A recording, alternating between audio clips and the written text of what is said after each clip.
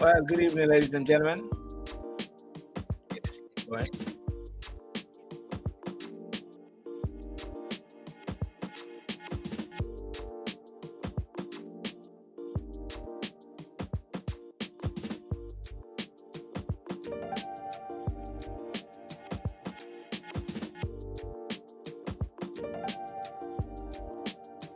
Ready to have a conversation with you. It's an open plan, like an open plan office.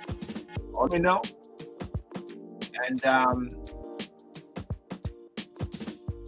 all you got to do, let me know, and you come straight in. I'll send you the link as well. Ladies and gentlemen, welcome to the Talking Sleep on a Saturday night. Today is the 10th of September. Those on Instagram, those on Facebook, those on YouTube. If you can hear me loud and clear, let me know. Let me just send you the link. If you want to join the show tonight, and if you want to come in, show your face, all you got to do is just let me know. I'll even post the link right here. Where's the link? Talking Sip Saturday night. In the place to be. For the people in the place to be. My name is Sid, the one you listen to me. On the microphone stand. Rap up on the mic and you know I'm the dad. Well, I go freestyle and I tell it for the people. Rockin' wild. So I'm just having a good time here while I just get this going.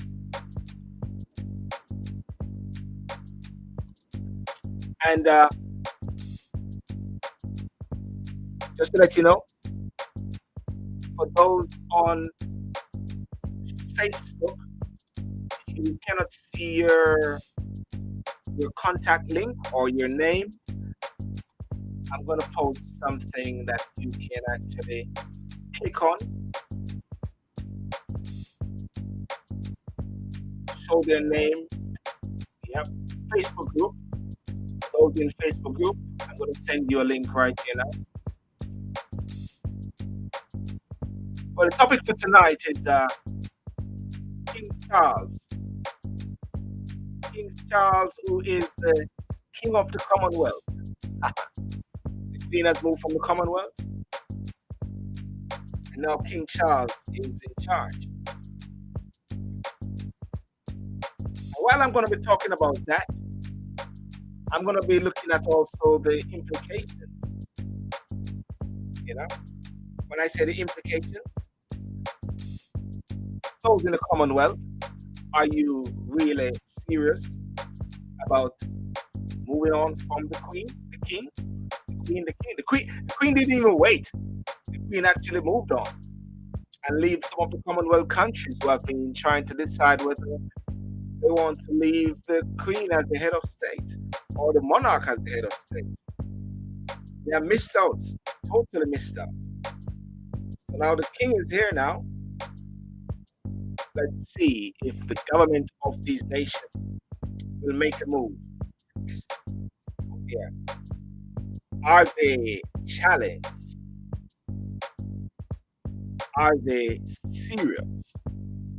But hey, that's one of the discussions. But let me just. Oh, what am I drinking? Sorry, this is Talking Sick. What am I drinking? I'm just sticking to water tonight. Just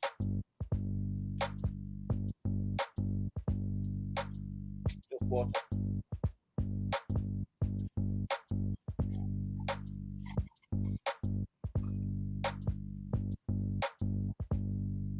What are you drinking tonight?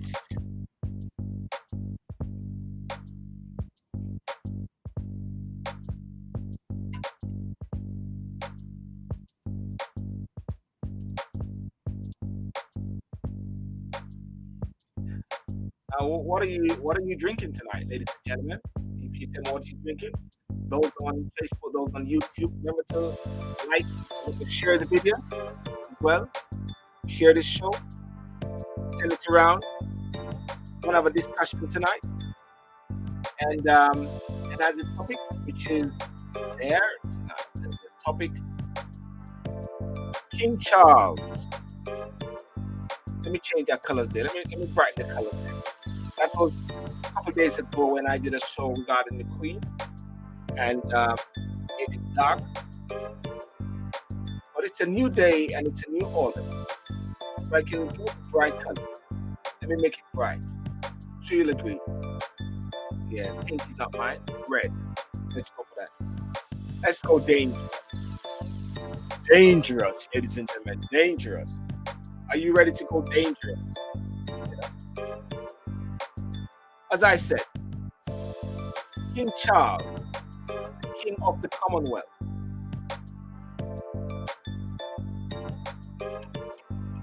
But let's pay homage.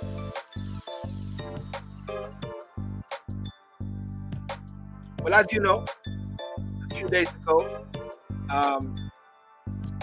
the late Queen Elizabeth, she passed on.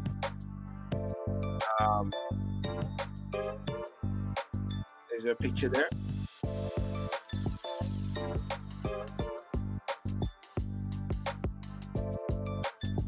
Queen Elizabeth reigned and she passed away a few days ago.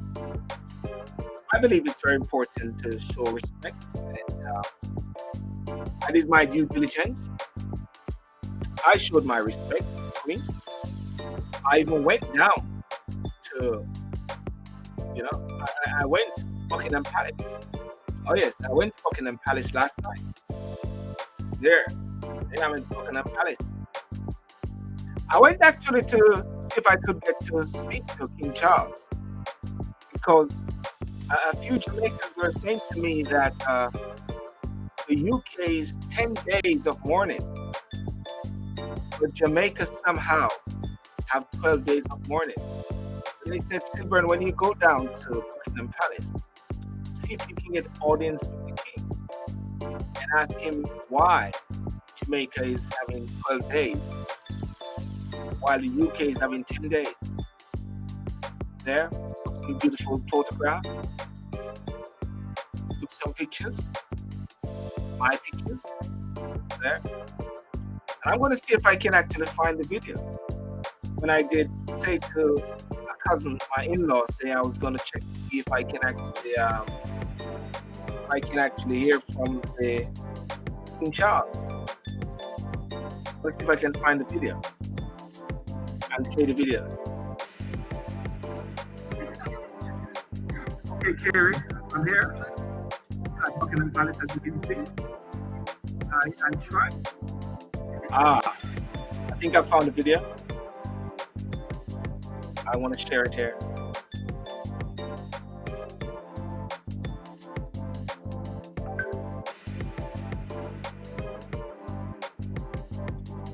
I can't see it. I can't see it. I can't see it. Yes, I saw it.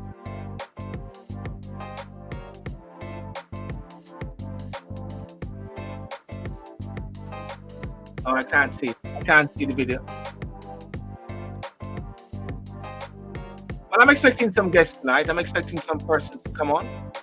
And even so, if those persons don't come on, I'm expecting you to come on to the show tonight. I'm expecting to hear your thoughts, hear your views as well. Why not?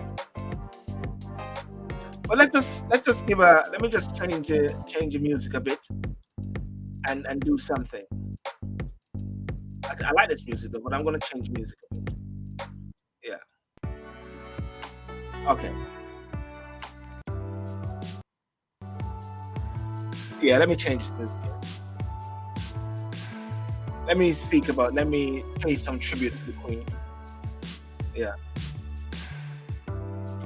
I think it's good to be respectful. And I know there are many sounds which are going out there, but I'll be respectful. I'll pay homage to the mother, the grandmother, the Queen of the United Kingdom, and the other Commonwealth reigns from 6th of February 1952 until her death in 2022.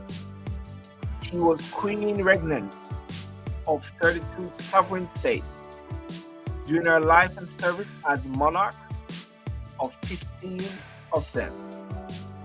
That's Queen Elizabeth, late Queen Elizabeth. And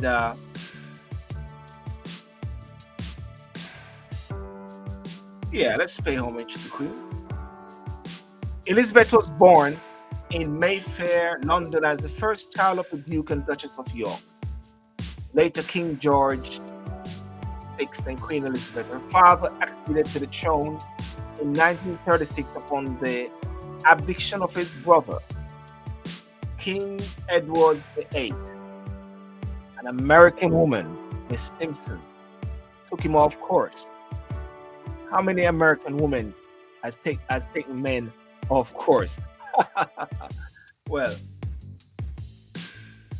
Elizabeth, she was educated privately at home and began to undertake public duties during the Second World War, serving in the Auxiliary Territorial Service in November 1947. She married Philip Mountbatten, a former prince of Greece and Denmark, and their marriage lasted 73 years until his death in April 2021. Ladies and gentlemen, that's a marathon. I mean, marriages these days don't last even zilch. That is 73 years. They had 4 children: Charles, Anne, Andrew, and Edward. When her father died in 1952, Elizabeth, then 25 years old, became Queen of 7 independent Commonwealth countries: the United Kingdom, Canada, Australia, New Zealand, South Africa, Pakistan, and Sri Lanka, known today as Sri Lanka. As well as the head of Commonwealth, Elizabeth reigned as a constitutional monarch through major political changes such as the Troubles in Northern Ireland, decolonization of Africa, and the United Kingdom accession to the European communities and withdrawal from the European Union. The number of her reigns varied over time as territories gained independence and some reigns became republics. Her many historic visits and meetings include states visits to Canada in 1986, Russia in 1994, and the Republic of Ireland in 2011, and meeting with 5 people. The late Queen Elizabeth, ladies and gentlemen. All right, that's her there. But I go further, just to the end here. Queen Elizabeth died 96 years of age, Balmoral Castle, Aberdeen, and was succeeded by her eldest son, Charles. Okay. Make my screen look a bit muffled. And I think one of the big questions now that many people are asking is what next? Yeah, what next? And that's a key thing. What is next? And when I say what is next, because, and I don't know if you think like this. Many countries like Jamaica, and Jamaica has been speaking about this for a while. Jamaica has been talking about for moving the monarch or the queen as head of state. You know, moving the goalposts, moving and moving on. Is that happening? Yeah. Is this an opportune time, or is it time now to just give King Charles a reign? Yeah. Let's see. Let's have a conversation. Hey, Anil, how you doing, buddy? How you doing, Silver? I'm cool, man. I'm cool. Yeah. You're having coffee tonight. I'm actually having tea. You're having tea. Yeah, you got to celebrate the Queen. Well, I'm having water in a Stella Artois. French. Stella Artois is French, isn't it? Yeah. Always the States, United States of America. It's Are you good. This relaxed? weekend, yeah, this weekend is actually pretty nice outside. Is Mm. it sort of the last glimpse of summer before we get into fall? So there's a lot of people enjoying outside and doing the last bit. School has started back fully across the Yeah. country, so that's Yes. good. Yeah. That is true. That is true. Yeah. And it's interesting. The UK just had a new prime minister, which was very interesting, and Nice. that was the whole focus, in a sense, of my show. Uh-huh. And I'm looking at the cabinet, but then life goes on, whereby things happen. We now Uh-huh. have Queen Elizabeth passed away, and now we got a King Charles, Yeah, we have a new king. a new king. You know, but what's your? I mean, we never spoke like publicly, but what's your reflections as to Queen Elizabeth and her passing? I think, obviously we're both Jamaicans, and you sort of grew up under the pumps and prides of the monarchy, right? Because you pledge allegiance to the Queen, and I personally have always been fascinated with her. Just looking from afar, and I remember what year she came to Jamaica, and you lined the street and you saw her car, the motorcade come and she waved, and you thought she was gonna have on like a big crown and she had on a beautiful hat. Yeah, Um, and I think over the years, right, she rarely gave any sort of big interviews or yes, speeches. But when anything happened of, whether it's a Commonwealth or whether it's the UK, every person want to hear from the Queen. yeah, And it was just last year when she spoke with COVID, and I would have folks go back and read that speech mm, because she calmed. She's like, I think she said something, we're going to meet again, right? mm, And we're going to get through this. And, for everyone who are detractors of the Queen, you just look at her life. I think she became Queen at age 21, right? Uh, 25, 20, 25, 25. her Let father us, passed. yeah, let us welcome Lester. Lester, how you doing, buddy? I am blessed. Oh wow, Hey, he's like, changed. Anil has changed his name. He's now Royal Gaza. I know. I, um, I thought it was some guy in Jamaica by the name of, what's his name? Everybody say he has succession to the Queen. L.A. Lewis? L.A. Lewis. I thought you took over from L.A. Lewis. I thought he would have been Royal Gaza. No, no. so, Anyway, so I Anil, think, finish that yes, point, Anil, and we're going to Lester. Yeah.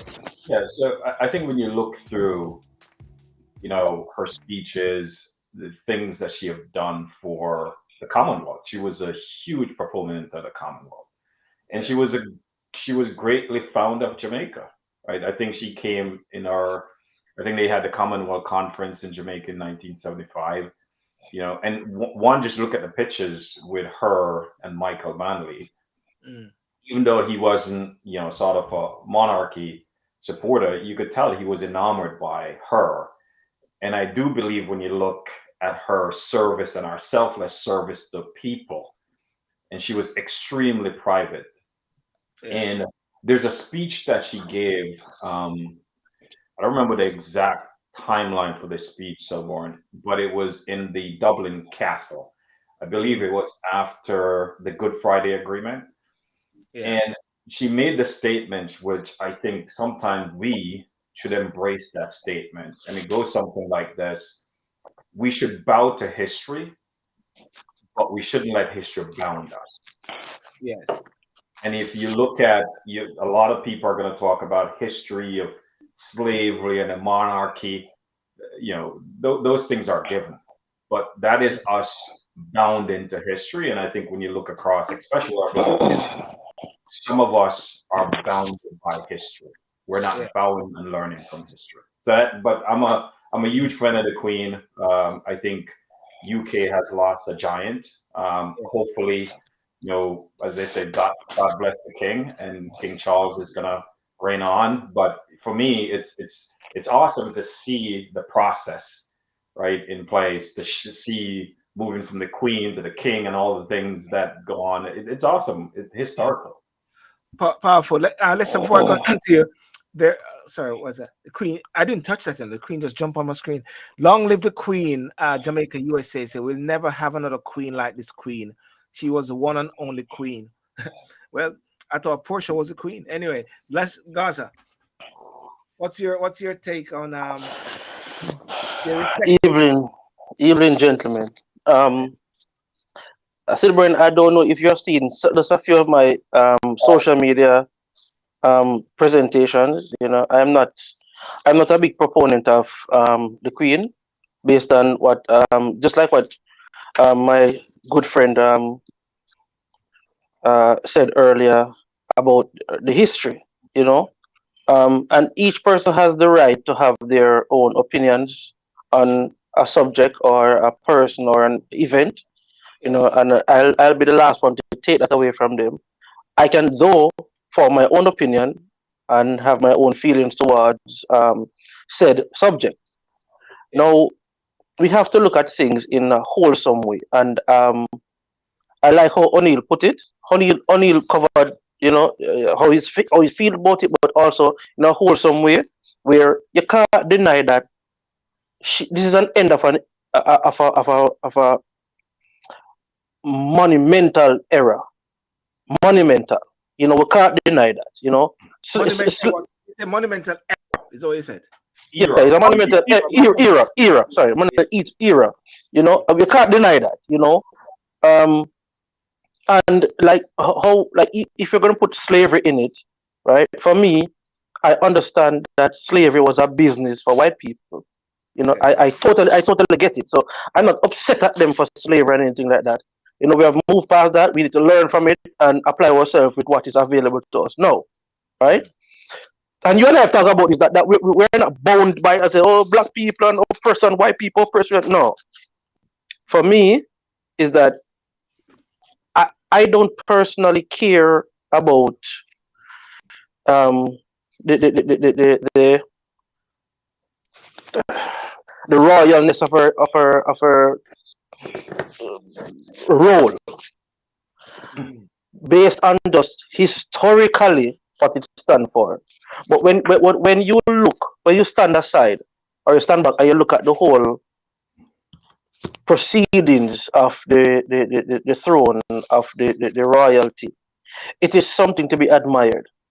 It is really something to be admired, you know.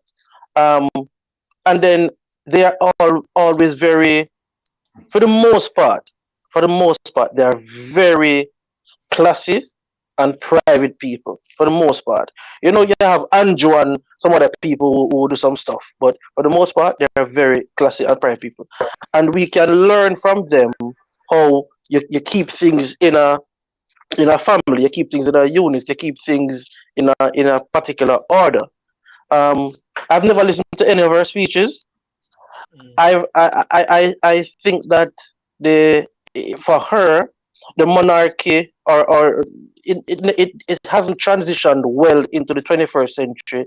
I think they have held on to a lot of the old ways of England and of the royal proceedings and stuff like that. I would like to see, for me, I would have preferred to see um, the throne skip Charles and go to one of his sons or something like that. For me personally, Charles is old, he's 73, right? I don't see what we grew up with Queen Elizabeth per se. We grew up with her. Charles is old now. I don't know what he's going to bring to the table, but let's see. That's it. Vita Gale, welcome. Thank you for telling us that we are three kings. So therefore, it's King O'Neill, King Gaza, and King Silver. So that's more than one. I think as a student of history, right, and I would argue that if anyone just look at Queen Elizabeth and her reign, And just look at the period of 1945, right? World War II. She didn't have to. She put on a uniform. She learned to drive an ambulance, right? She was out there with her people, right? And I think it was it 1992, Silburn, when she was riding the horse and someone jumped the parade way, and she just carried on with her horse, right? Yeah, She yeah. was this, someone talk about a story in Jamaica when she was on a state visit and power went out, Mm. and she just kept calm as if nothing happened. And that is the calmness. And I think, when you look at the fact that when she took the reign, I think Stalin was still in Russia. I think she has helped create the bridge, right? She brought, Putin visited her. If you look at even Africa, she was very fond of Africa, and she acknowledged the past. She acknowledged her past, and she always does that. And then, and I would suggest Gaza, read her speech. And I'm going to read an excerpt from the Dublin Castle. And this is, even in her speech to Jamaica, she acknowledged colonialism and she acknowledged sort of the stain of the history. And this is a piece of it. It says, indeed, so much of this visit. What's that? What's that? I see a little feedback come. Anyway, carry on. Yeah. I'll It just says, mute you a bit because I've seen some. okay. Carry on. It says, indeed, so much of this visit reminds us of the complexity of our history, its many layers and traditions, but also. The show's all right, Sundry? Sorry, I'm going to remove Lester and then he's going to come back in. I think there's a problem. Yeah. Yeah, it says, indeed, so much of this visit reminds us of the complexity of our history, its many layers and traditions, but also the importance of forbearance and consolation, of being able to bow to the past, but not be bound by it.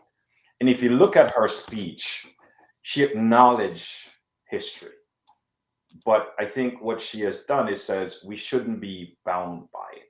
We should learn from it. And if you look, and others are much more astute in the monarchy history, but I would say she has given a lot to the Commonwealth. I think it was 30 country when she took on the Queen. I think they're what, 15 now. Yeah.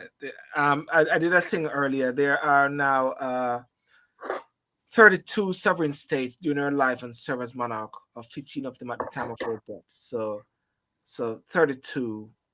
She was queen regnant of 32 sovereign states during her life and serve as monarch of 15 of them at the time of her death. Yes. Right. And I think a lot of those are going to continue, right?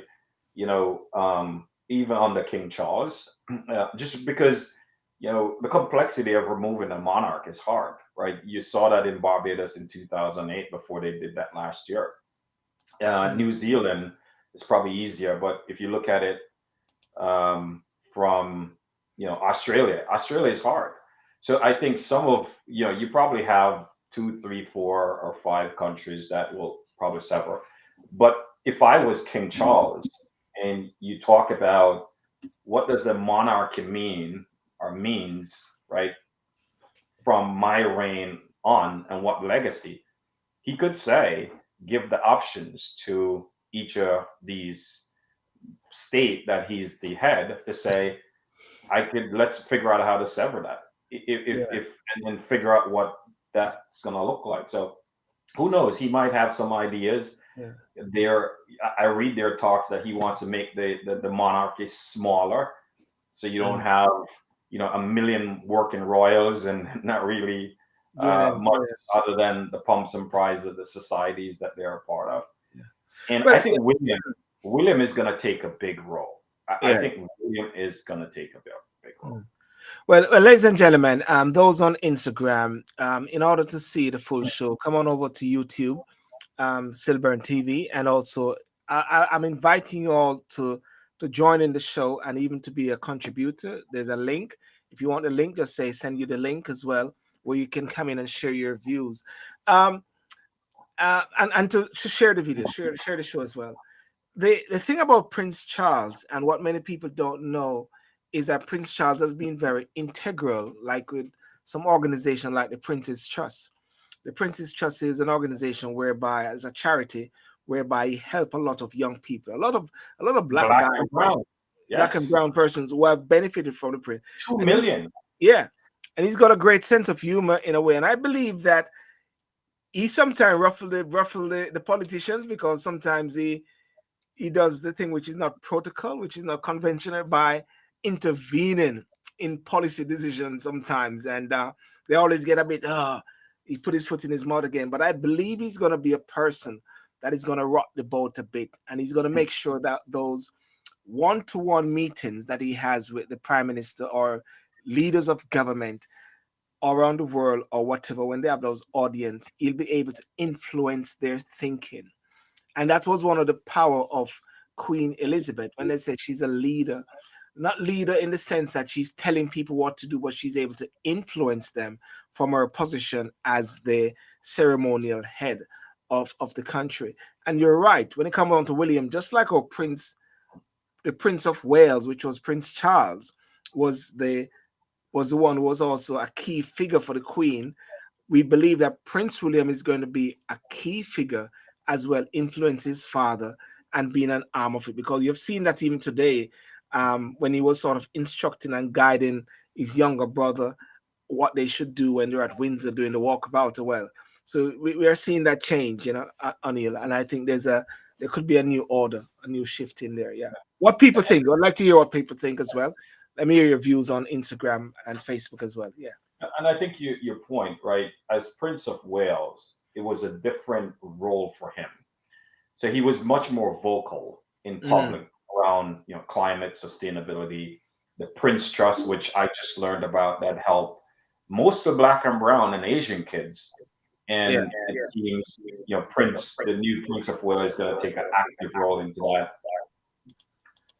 And I do believe you'll see him become similar to the Queen, where he's not going to be as vocal in public, but behind the scene. I think William and Kate, Prince of Wales, they're going to take the mantle and make statement. Because one of the things that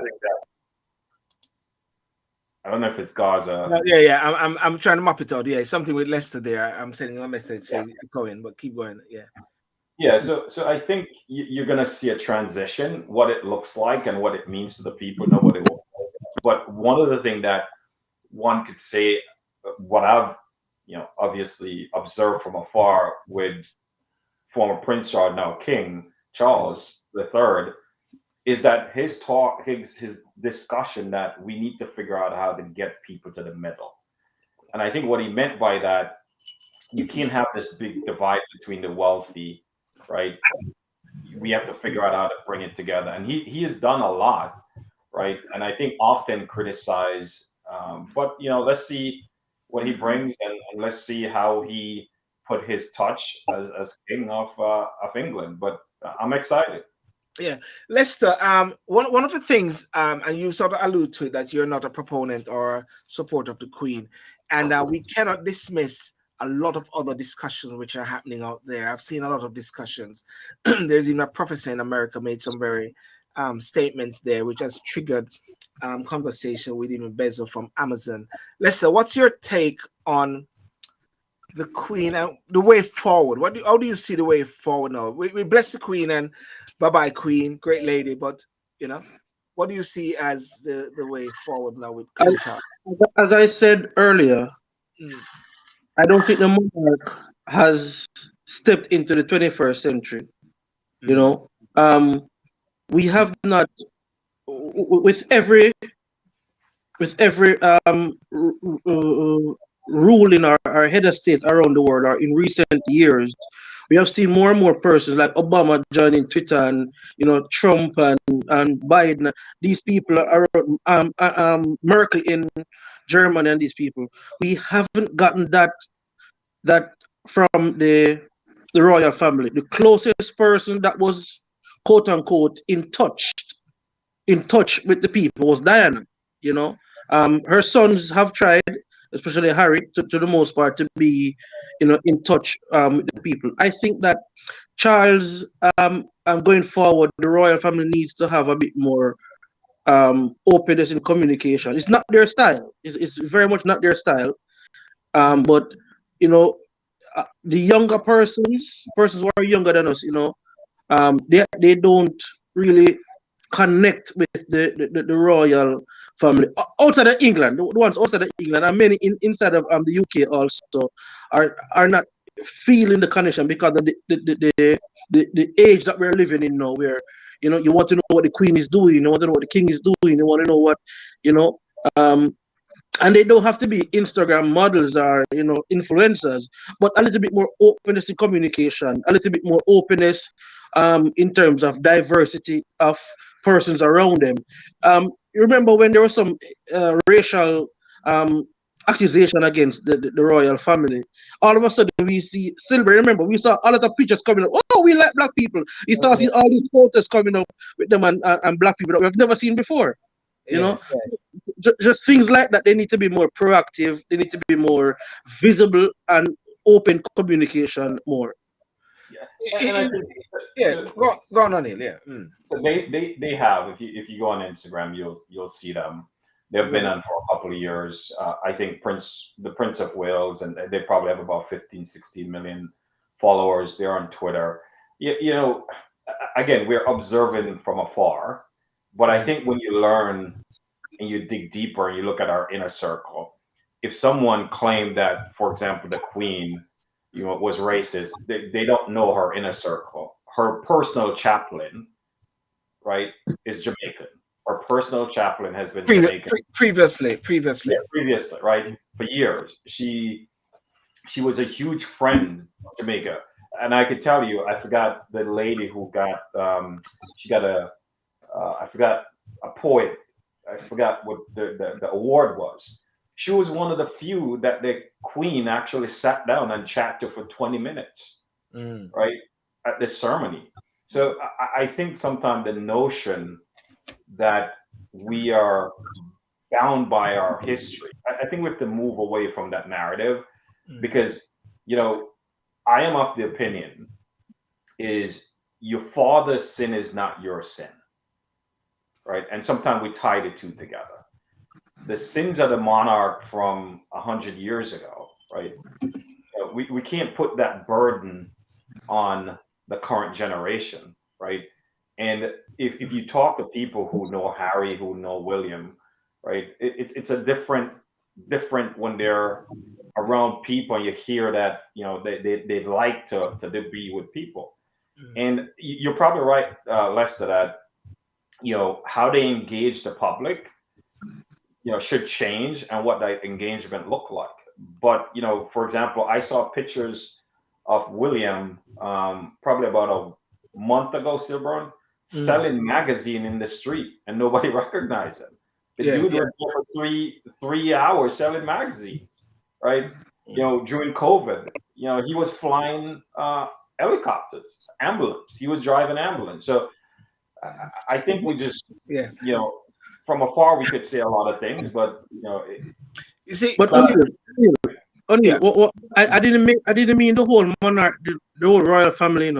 I was speaking specifically the Queen, or well, now the King. That because Charles have been a very private individual also.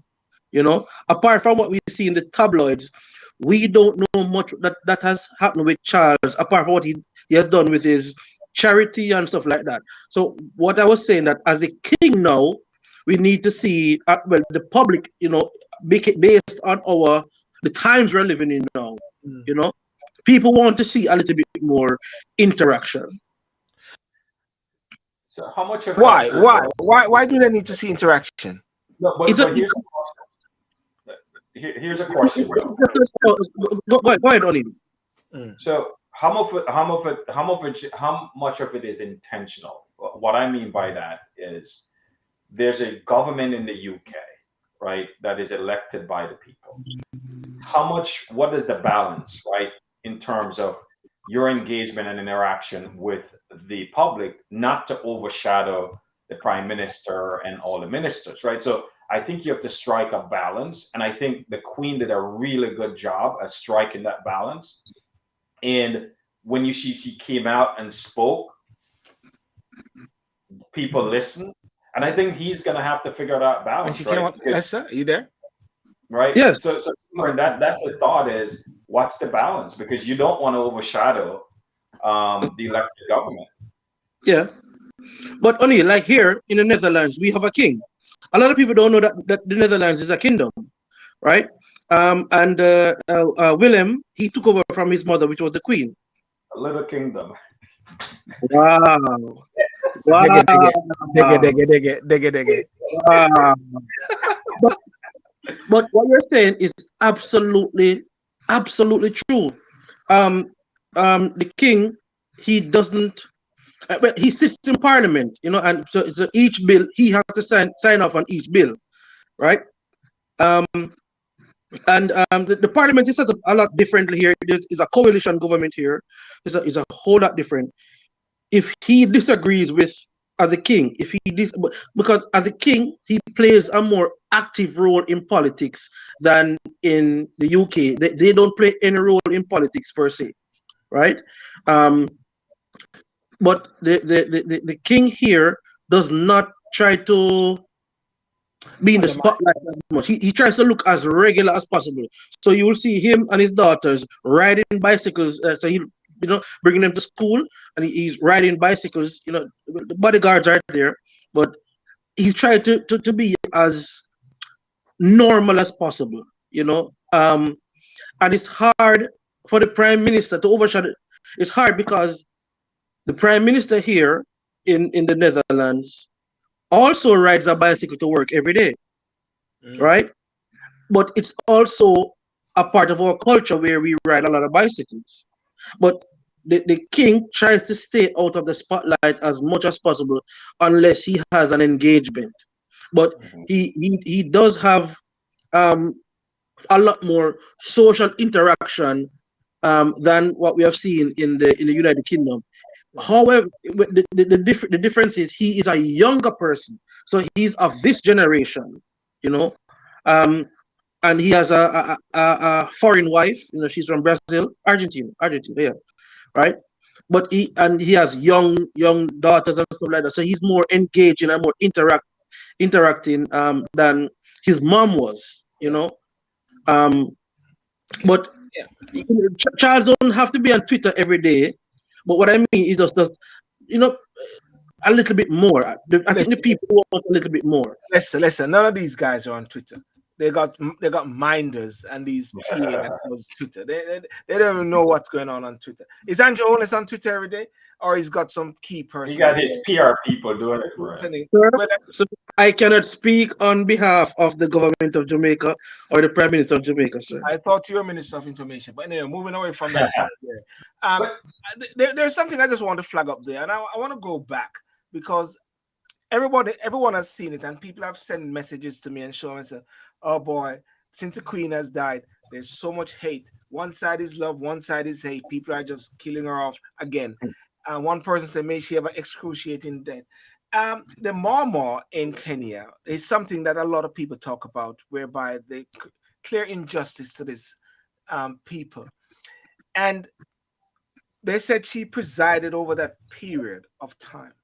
But then somebody put another spin to it by saying they need to recognize that the head of state, which is a queen, is a ceremonial position. And therefore, Churchill and all those guys were the ones who were running the boat, running the ship. Even during the wartime, when they were having the king, it was still the Churchill was going on there. The king wanted to do something else. Churchill wanted to do something else at the same time. And I think this is something that people tend to miss. But at the same time, they said, well, she's wearing these crowns and these jewels and these stones from Africa, and I don't know. But it is something that I believe Charles somehow will have to address because it's not going to go away. I mean, while the death of the Queen was being processed and while the King was being processed to become a new king, there was something else on the agenda in the UK which was happening, was the killing of this guy named Chris Kaba. Chris was shot dead by police in Streatham. And guess what happened today? A major demonstration in central London that even Sky News made a big error by saying, look at the crowd there. They're all coming out in all their glory to celebrate the Queen, not knowing that it was actually a demonstration by Black people for Chris Cabot who was shot. And I saw a reporter, one of the Sky guys came back and said, we apologize for that. But somebody said, nah, they knew. But Silbert and O'Neill, that is the need to be first and not the need to be accurate. Yeah, I think, when you look at it, Sir Byrne and Lester, there will be varying opinions. Yes. There will be varying emotional reactions, right? The professor out in from Carnegie Mellon, right? Yeah. She's Nigerian by birth, and she's reacting to these historical events that, to your point, is that was a period where she was the ceremonial head of the state. Yeah. And, I think, we often think that we're all perfect beings. The Queen lived 96 years old, and I'm sure there are things that, as she reflected upon, she said, I wish I could have done things differently. Yes. And I think we as a people, we have to show more empathy, right? We can't continue to be bound by the past. And that's what you're seeing, Silburn. There's a lot of people that are so bound by the past, you can't move on, right? You could acknowledge, but don't let it bound you. And I think you're going to see a lot of historical judging up of this is what happened, right? If you look at our trip to India, the first place she went to was that place that they massacre, the British troop massacre a lot of Indians. That's the first place you visit, right? So I think we could Monday morning quarterback about what type of queen she was, but I think when you look at the breadth of her life, I would want my daughters to emulate her, right? She didn't chase fame, right?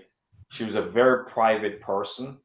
But if you remember when Diana passed away, she recognized that error, right? Because they didn't lower the flag, and a lot of it was protocol, right? And she came back in our speech and she acknowledged that when she spoke, I think the day after, 2 days after. Yeah. But that speech calmed the people of Britain, right? Same thing with COVID. People are looking for, and I remember it was what's the guy name? Piers Morgan was the editor for the Mirror. And if you go back, you remember, and I looking at it the other day, he was like, where's the Queen? Why is it that the Queen is not speaking? Right? Yes. So it should tell you the power of her silence, but the power of her words when she speaks. And that movie, The Queen, which was Helen Mirren, who played it very well, how the Queen operated at that time. Don't know how true all of it is, but it was the Queen was sort of in the background, not wanting to come out, and they said, you need to come out, because one of the things they say is that everything that happens, even in the family, they look up to the Queen. When there's any major crisis, the Queen. That even during the COVID period, she made that speech, we will all meet again. And, it is something that calmed the nerves of the British people. Well, majority of the British people are white indigenous and they love the Queen.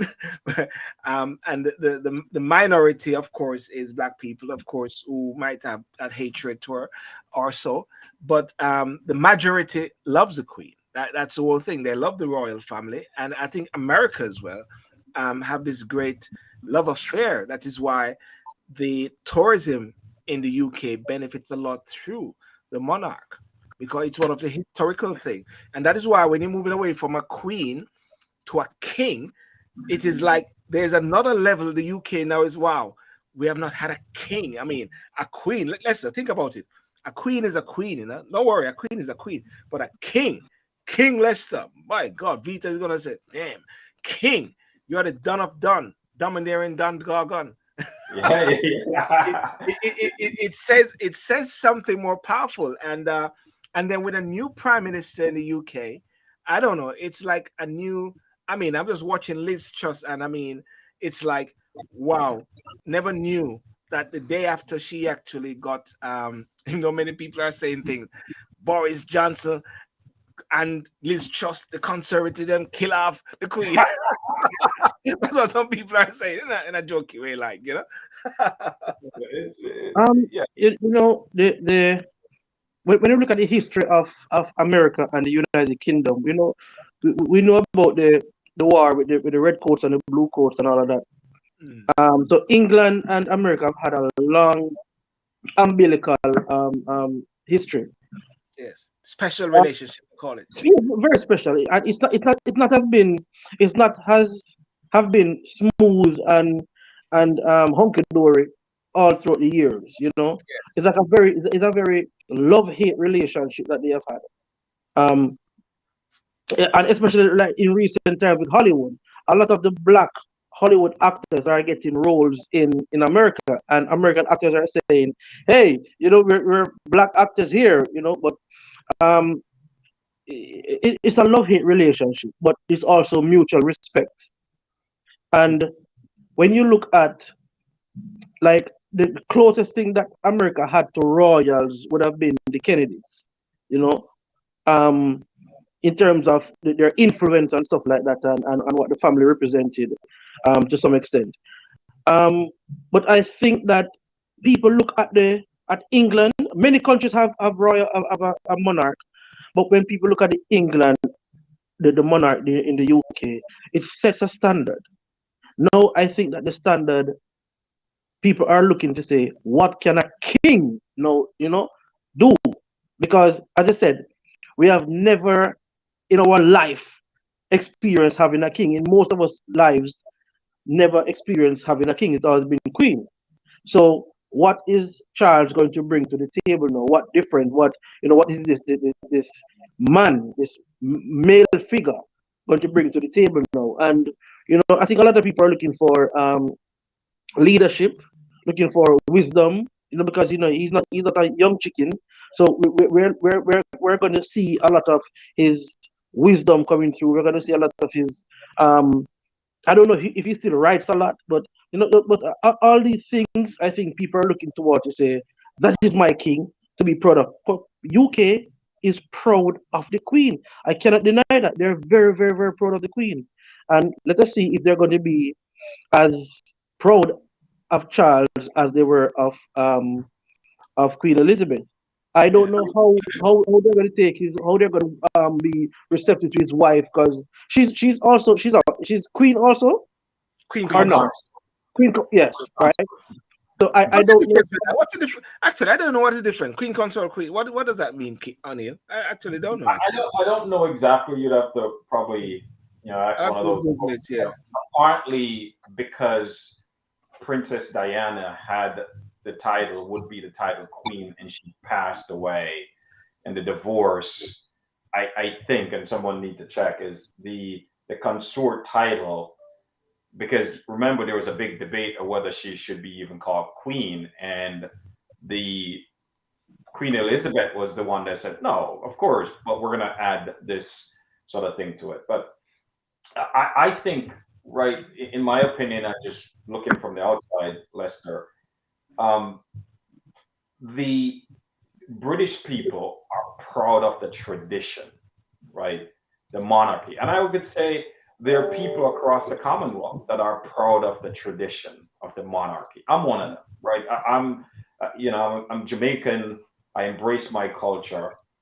And one of it was the monarchy, right? And just from afar, every girl want to be a queen and every dude want to be a prince, right?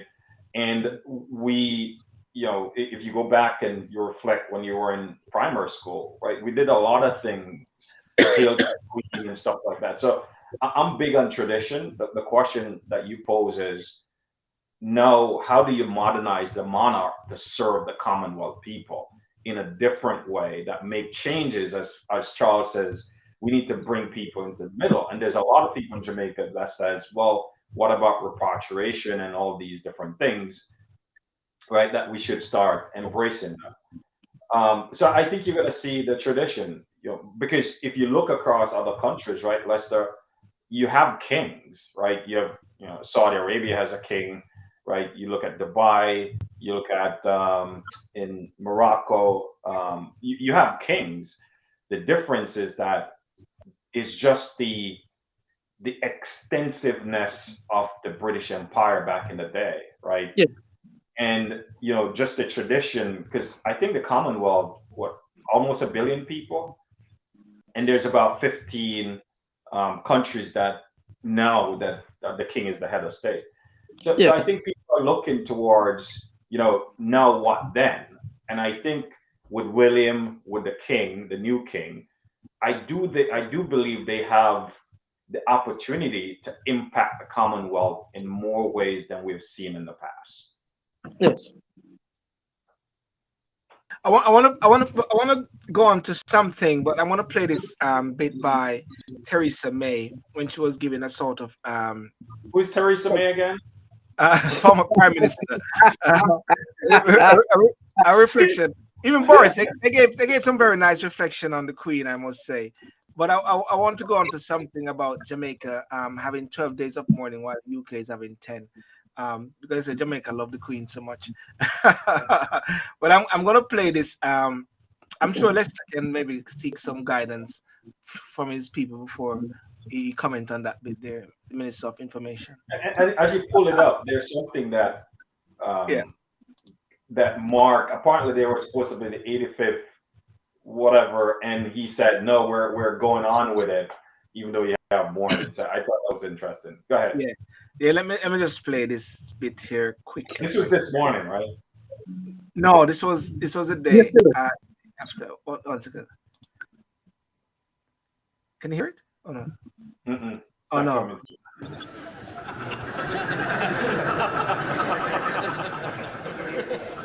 Her Majesty loved the countryside, and she was down to earth and a woman of common sense. I remember one picnic at Balmoral which was taking place in one of the bothes on the estate. The hampers came from the castle and we all mucked in to put the food and drink out on the table. I picked up some cheese, put it on a plate and was transferring it to the table. The cheese fell on the floor.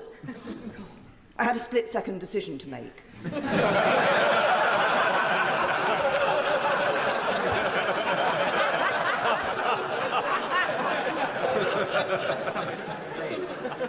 I picked up the cheese, put it on the plate and put it on the table. And I turned round to see that my every move had been watched very carefully by Her Majesty the Queen. I looked at her, she looked at me, and she just smiled. And the cheese remained on the table. Indeed, a sad. Yes, that was a clip there by former Prime Minister Theresa May. I found Theresa May seems to be a bit very vocal since the new Prime Minister came on board, because she even said, "Can the Prime Minister explain to me why the Conservative of three female Prime Ministers so far?" I think maybe she's glad that Boris is gone. Wicked with a one to do without and because the two last leaders have been from North London, and why are they from North London? Which is Sibra, what will be, so now you have, obviously for 70 years you had Her Majesty, right? So now you have King Charles. And what changed, right? Obviously there's a lot of changes, your passport, the money, right? What is that process? Well, what is happening now? I understand that in the courts now, you normally say Regina. I think there's going to be something else. And normally, and today they were actually swearing in persons to the king. Everybody's going to start going to the king, the king, the king. In the court system, we have the queen, Regina. That's all going to change.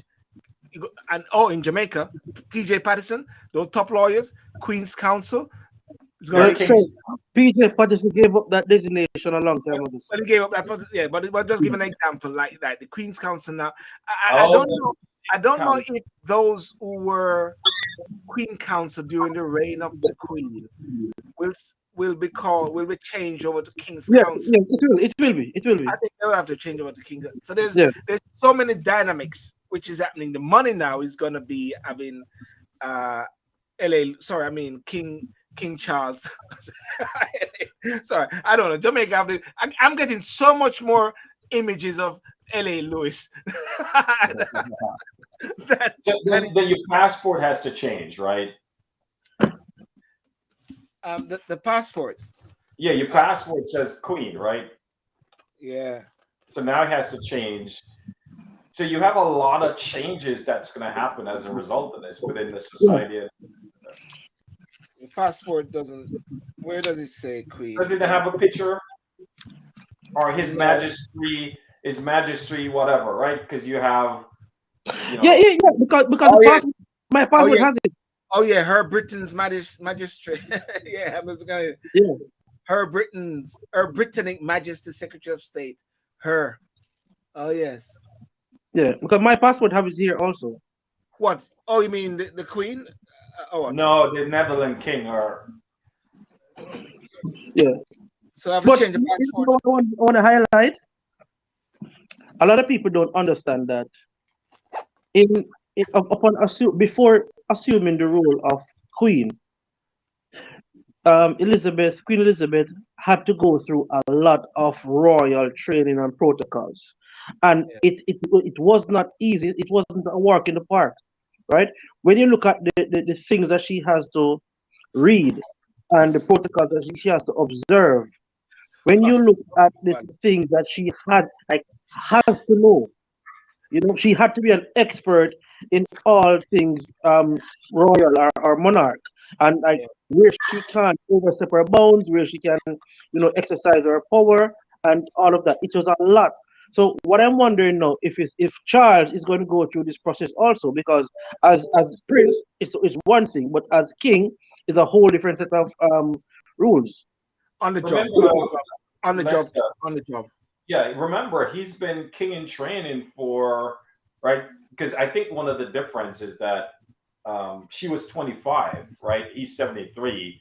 Yeah. So I think he has a lot of understanding. He's been wanting to be king since he was 25, right? So all of the protocols. He was here, isn't it? All the protocols here, as you said. Yeah, there was a lot of talk about that the Queen, before she passed away, she should skip him and go to William, right? But that would never happen. She's just so in charge. No. But I think protocol is important. Yeah, right. Yeah. And then the other thing is going to be interesting to see what happened to Harry, right? Because obviously he's going to go back to the state. It'd be interesting to see because now his kids could be called Prince, Princess. But Silver and O'Neill, educate me if you may. Does the monarch still takes care of Harry and his wife? No. No. Not anymore. That is why he's working over there, isn't it? And and he recently took a court case against the UK government for not giving him the security for his family when they come to the UK as well, because normally they're afforded as royals. But working royal. So as I understand it, Lester, if you're working royal, then you get money from the Queen. Because remember, there's a sovereign fund that the government give to the Queen, now to the King, and that is for all the ceremonial stuff. But they also have their own money. Like, the Queen had two property that was hers, because like the Buckingham Palace is not theirs to go sell. I think there's a whole trust and stuff like that put that together. But they get funding from the tourism, some of that. And you remember the big issue back in the day was taxes. And this is where I said that the Queen was really astute. She decided to pay tax on her own income. Yeah. You remember that? She didn't have to, but her inheritance is going to pass on to Charles and others tax free. Yeah. Like here, there was an issue last year that the princess, King William's daughter, she gets 1.4 million euros per year for her allowance. She's still in high school, Mm. you know. So, and people are saying that it's extravagant and stuff like that, but it is. It just like what you said. There's a trust. There's things that facilitate things. I mean, Harry's benefiting a lot from Princess Diana's money at the same time. There's some Yeah, money which 'cause- they had from Princess Diana period, and I'm sure the Queen has left in her will something which is going to pass down as Exactly. well. And I heard Philip left money for him as well. Yeah. But you know, when we if you strip off the monarchy, right, we sort of have that in our own society. If you look at Bob Marley, right, Bob Marley kids get, you know, whatever distribution as a result of the royalties from his music, right? Elvis, right? So it's the same thing when you have these trusts, and these trusts have been built up over years, right? Kids generation get payout from it, right? And sometimes that is a set figure. Like for example, you know, I don't know what is the figure or percentage each of Bob's kid get, but they get 10 substantial. 10,000 US per month. Right, that's what I'm saying. They get substantial amount. Yeah. Right. So Not just the kids, not just the kids only, but the grandkids also. right, but what I'm Each saying one of is that- them. Yeah, right, each one of them.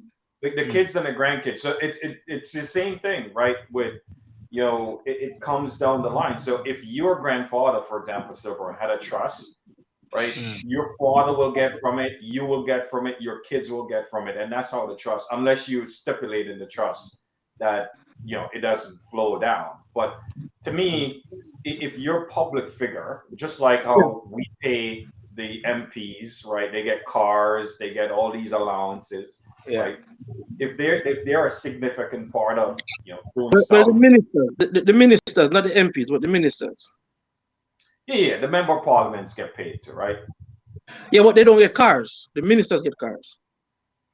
Oh, the member of You- parliament don't get cars? No, No, I No. don't think. no, Oh, the I- ministers, the ones who are Lester knows because he has a car when he goes to Jamaica. yeah, the MPs who are ministers, they get close protection, security, and they get cars. But the houses that if they live out of town and they have a house in Kingston, they have to pay the rent for that house in Kingston. It's no longer covered by the government of Jamaica. Oh, okay, so they don't get I houses think it at was Bruce. I think it was Bruce who changed that. I think. I'm not sure, but I think. Well, anyway, look at the succession because right now the succession is Prince Charles, Prince William, Prince George. It goes all the way down to LA. LA Lewis. But that's the wrong one. The right one is this. There it is now. So Queen Elizabeth, King Charles. So Harry's all the way down fifth. But if the there's interesting thing, right? Yeah. If when all these princes, if they grow up and have kids, Harry just keep moving. keep moving down. That is why Master Lucas, I don't know who he's all the way at 23. Sarah Timber. So therefore, yeah, so that's how he keeps pushing down. But let's go quickly into this bit here about the 12 day. I don't know if let's see. I mean, you know why the government of Jamaica is having 12 days of mourning? People feel like they have to. You don't have to. You don't have to be subjected to going out on the road and saying ashes, sackcloth and ashes. You don't have to do that.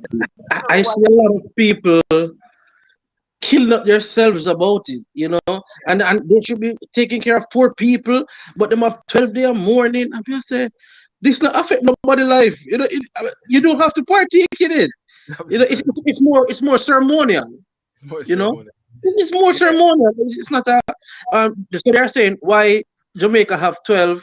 So I don't know if it's designated by the Governor General, or it's Andrew. I'm feeling more it's coming from King's House. But I mean, what's the big deal? What a 10, 5, 9 in a matter? You know, it's not You don't have to partake in it. Yeah, it is just the flags and those things going at Yeah. half mast. I mean, I And went major down to events. Buckingham.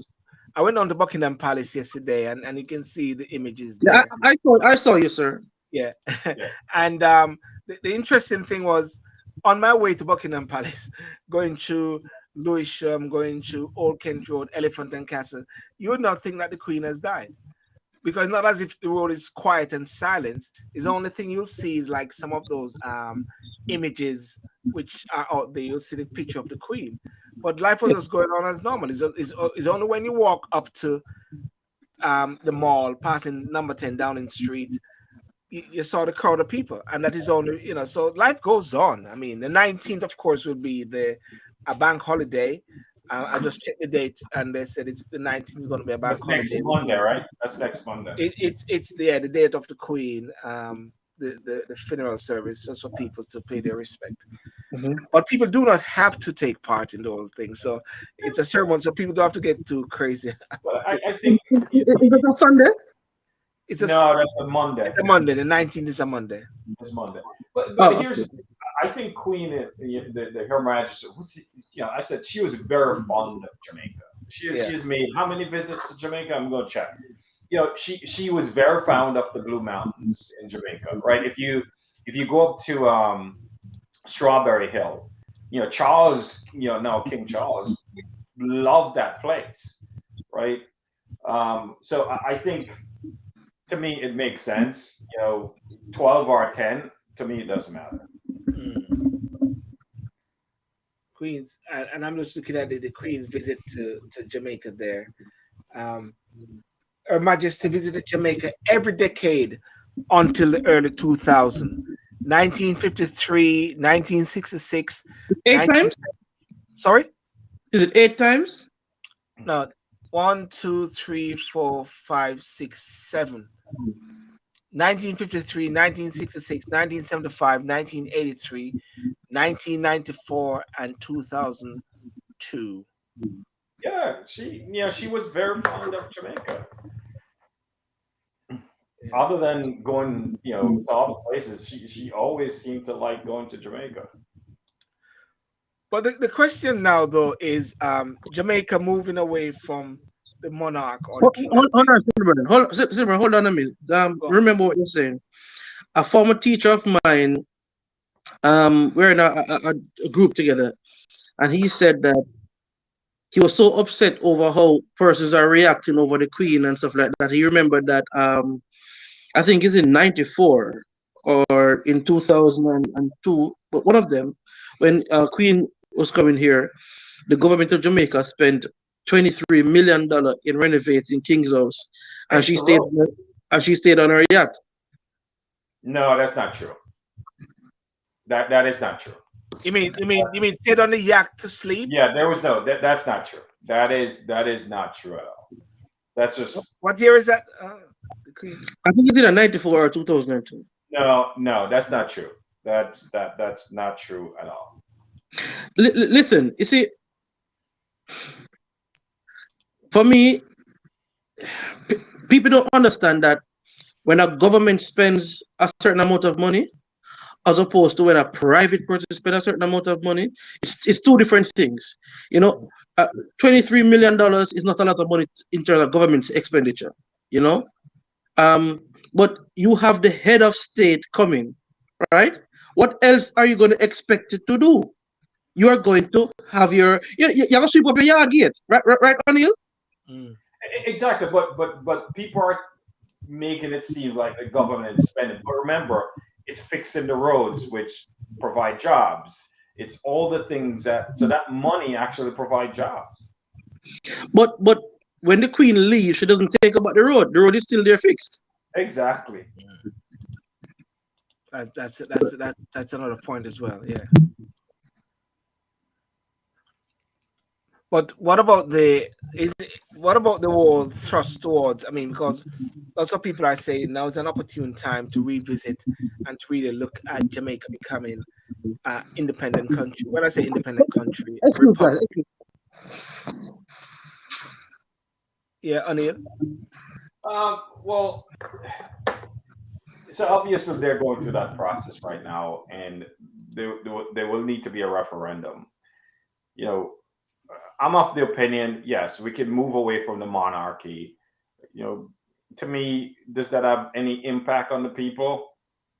Not really, right? So just like, for example, I mentioned Subrona around Australia. For Australia to actually move away from the monarchy, it's really, really hard, right? And even, if you look at Barbados that did that last year in 2008, the referendum failed in Barbados, right? So there's some people, to Lester's point, that they love their queen, and they like the sort of the cultural protocol. So Jamaica is going through the process right now, but if you go back, I think there's probably what, 3 or 4 or 5 prime minister from the past has made campaign promise to move away from the monarch, but I don't believe folks understand exactly what that means, right? Because I don't believe, and obviously I'm not paying a lot of attention to it. They have someone who's looking at it from a constitutional perspective. What are the things that needs to change? The parliament has to vote, and then they have to put a referendum out there for the people to vote, right? And then once that vote, you have to figure out what path you're going to take. Are you going to get a ceremonial president, which I believe that's the path they should take, or you're going to get something different, right? And what I hope is someone or a group of people don't use this to consolidate power in one body, right? Where someone might say, you know what, we should move to a presidential system versus a parliamentary system where you have a prime minister. Let's put more power in the president than in the prime minister, right? So I hope we're thinking about it the right way. Lester, any reason why you stop mourning? Are you stop mourning or what? You stop you switch shirts? You have a picture up here? You have a picture. Huh? I think you have your picture up, but you took at Buckingham Palace. Is that what I have there? Yeah. Okay, hold on. Is it gone? Yeah, it's gone now. Okay. Hold on. Sorry, Lester, we couldn't hear you. Okay, Lester. Yeah, I was trying to tell you you muted my mic. But when you walked away, there was some sorry, I was looking for something. Yeah. Listen, O'Neill, I don't think in our lifetime that we'll see Jamaica moving away from the monarch. Not. It's too tedious of a process. Yes. And number two, if we were to vote, more Jamaicans will vote to stay than anything else, right? Yep. It is a few persons who A, care, B, know what it means, and C, people really love being under the hospice of the monarch, right? Privy Council is a perfect example, right? The Privy Council. I was going there. People do not trust the CCJ. They have more faith in the Privy Council because the Privy Council has been tried, tested, and proven. It's very expensive. It's very expensive, but people have faith that they will more than likely to get a real sense of justice from the Privy Council. Because number one, the Privy Council has no dog in the fight. You know, they see this case as a case, but for the most part, they don't know who these people are.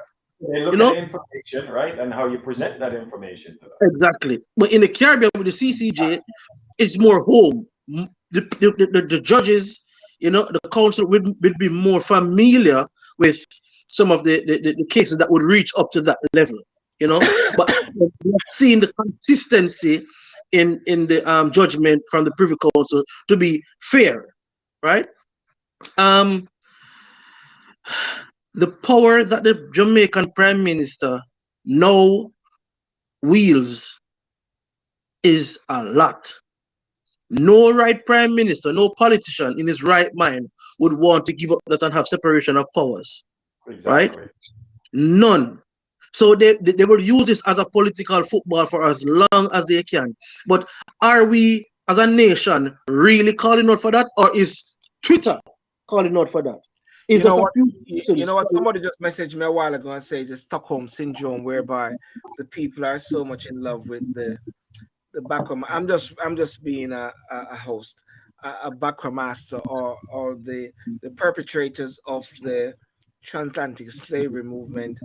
We are so in love with those who were the oppressors, and therefore it is time for there to be a breaking away, or even trying to break away and to go it alone. So therefore, you don't have to be swearing allegiance to the Queen.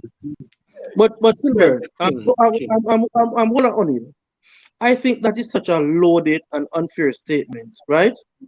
The Jamaican people have been a proud people from ever since, right?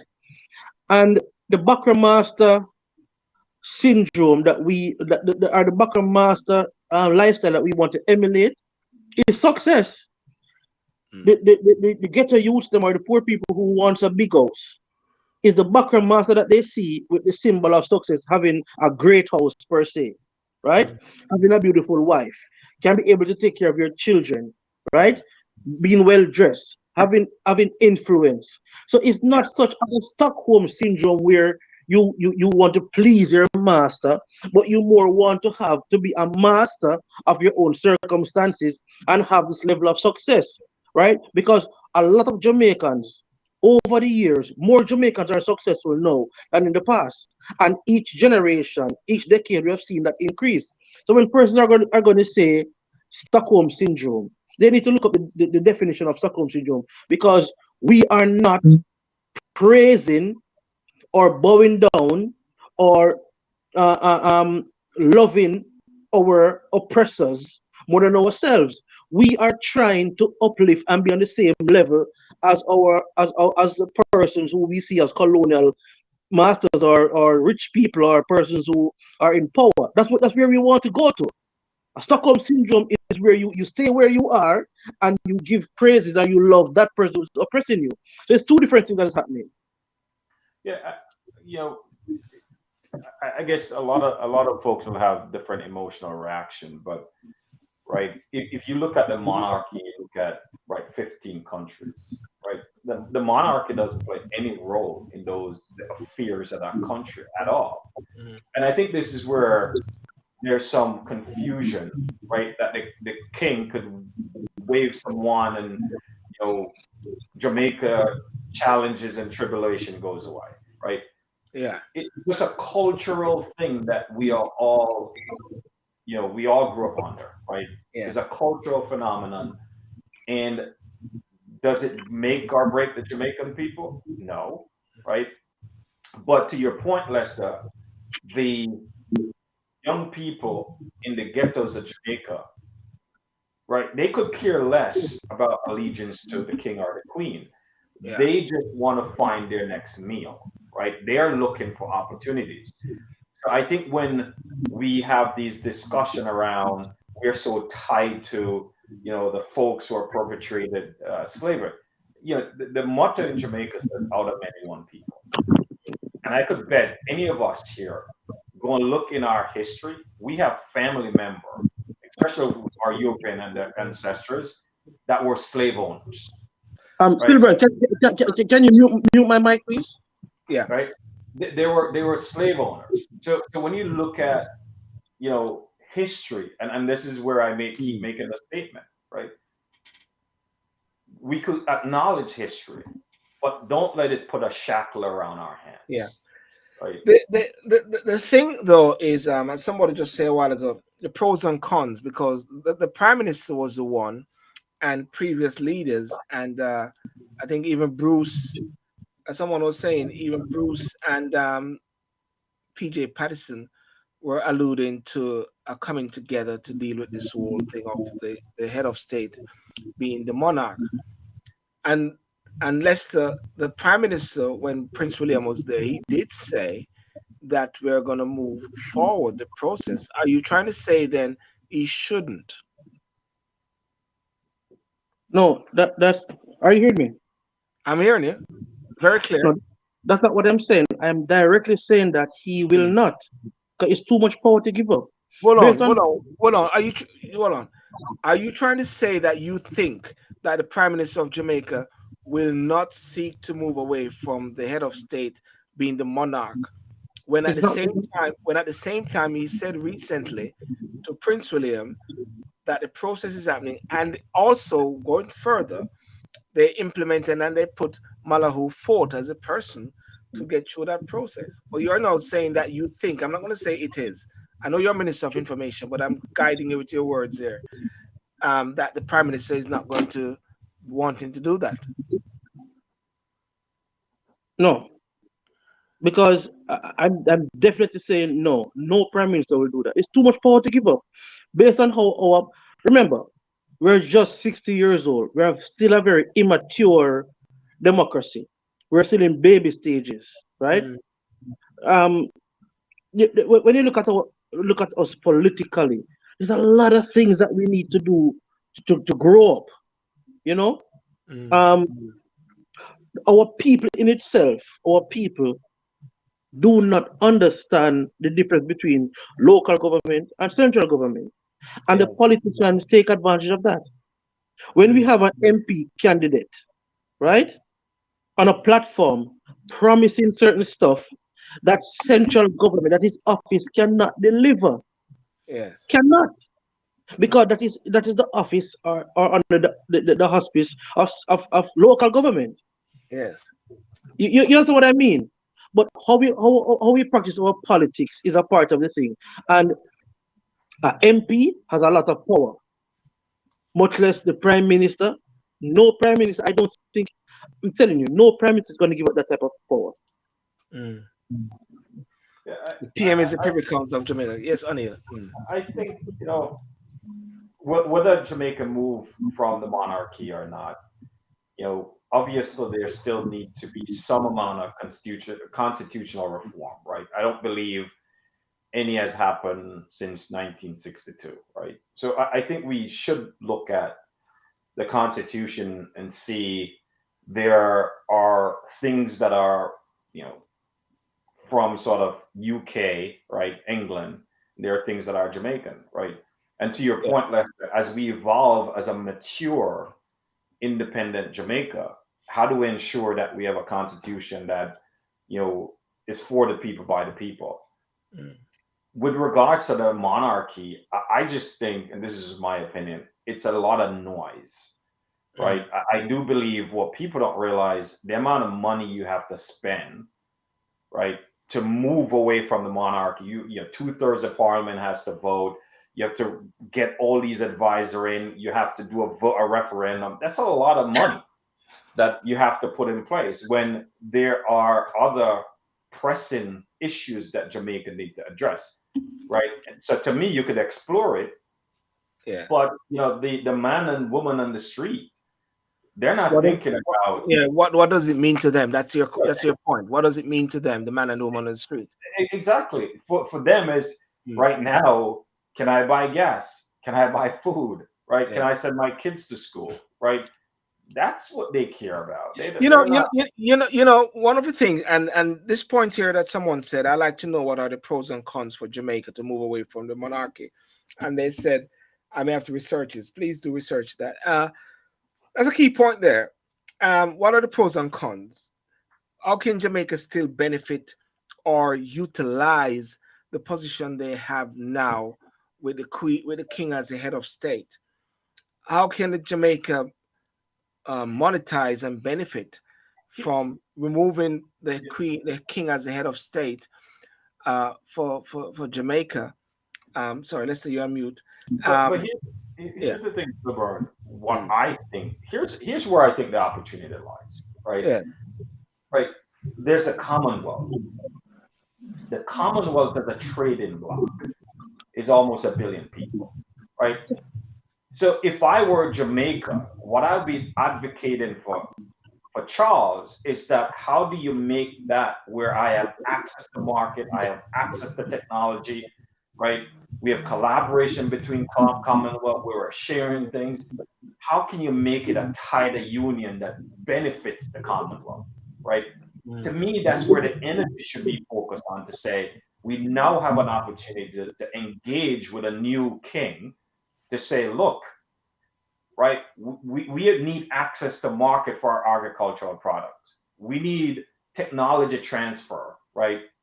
How do we make that happen, right? And make the Commonwealth similar to what you have with the European Union. Yeah. Let's say you're muted just because I'm hearing a background sound. So when you're ready, just put your hands up there. Someone just sent me a message a while ago. Well, actually, they just posted it that Barbados is to seek another IMF loan. Barbados is in trouble under the Great Meal. Some would lead you to believe that Jamaica exists in a bubble and there are no effects from the ravages of global inflation and recession brought on by COVID. And now the Ukraine-Russia war, such as rising food fuel costs.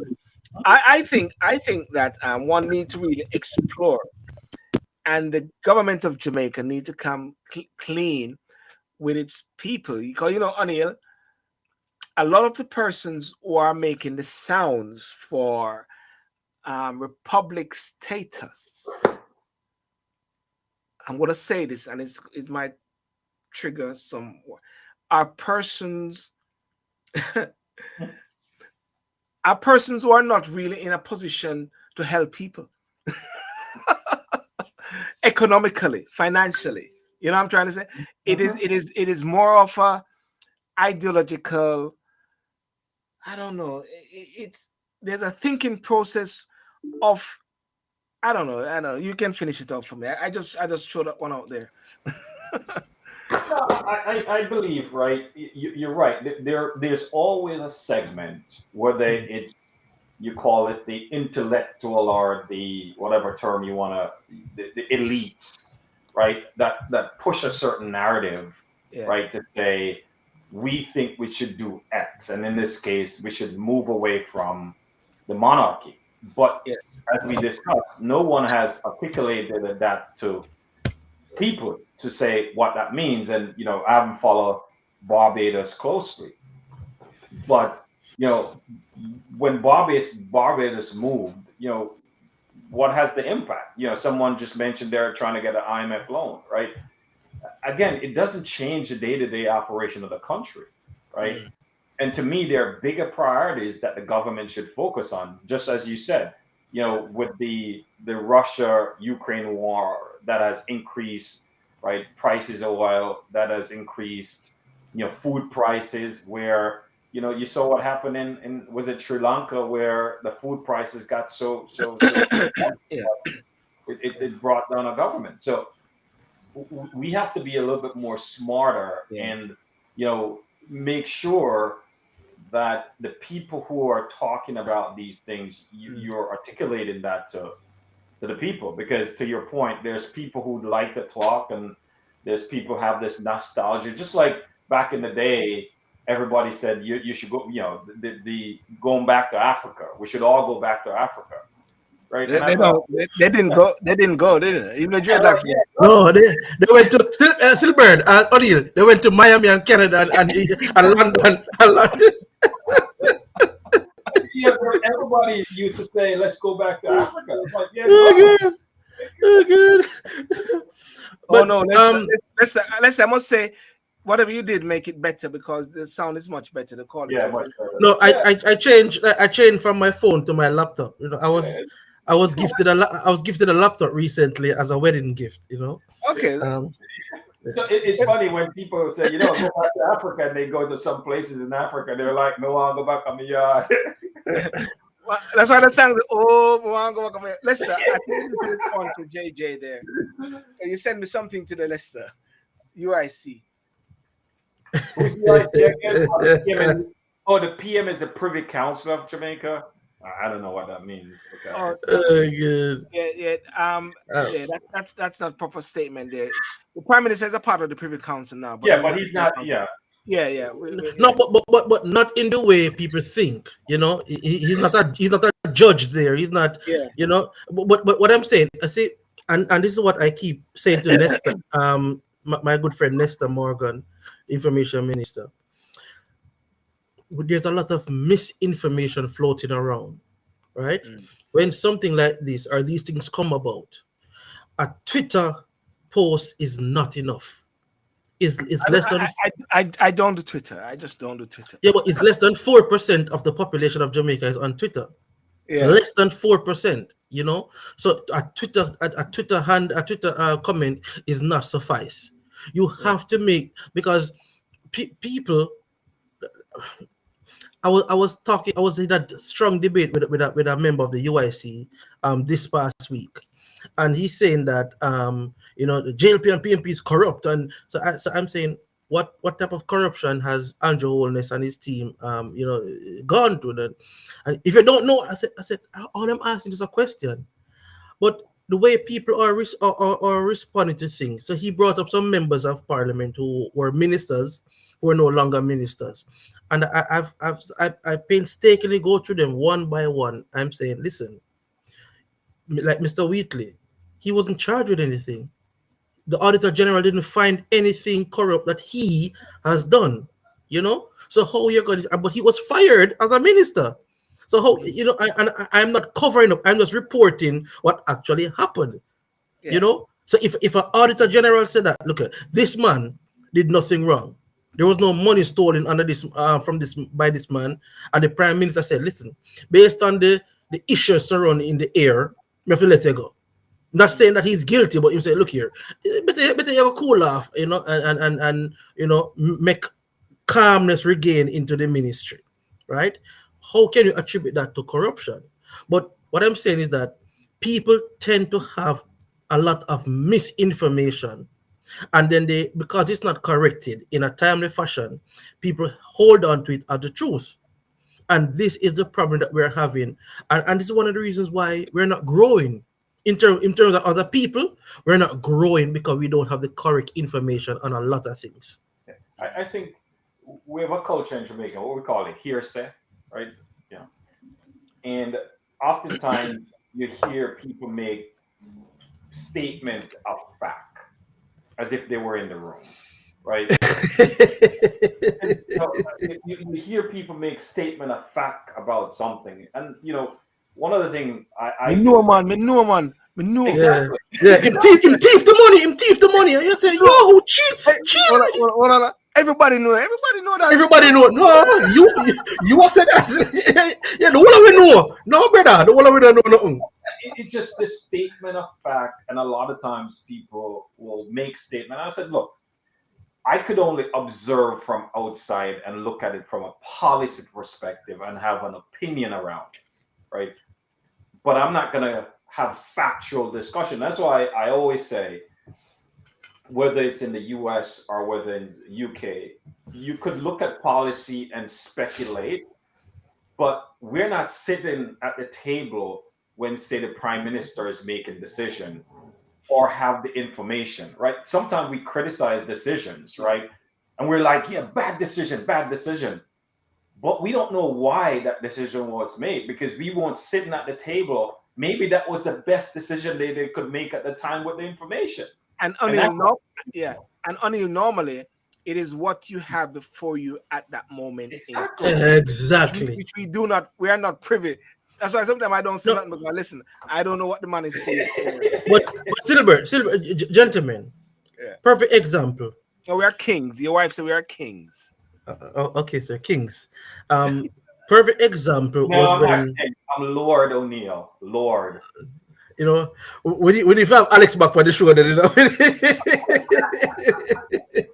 Actually, it's funny. I was asking a Silver for him the other day because I hadn't seen him in a long time. No, him good, man. Him good, man. But he's very busy now. Believe me, very busy, very, very busy. Perfect example. A few years ago, like 3 years ago or so, when you remember when we had all these road projects happening all at once in Kingston, and the whole place jam up and thing, and because the 3 mile roundabout, right? 3 mile, 6 mile, and Constant Spring, and all these places. Now, the information that was in front of Andrew is that, listen, there's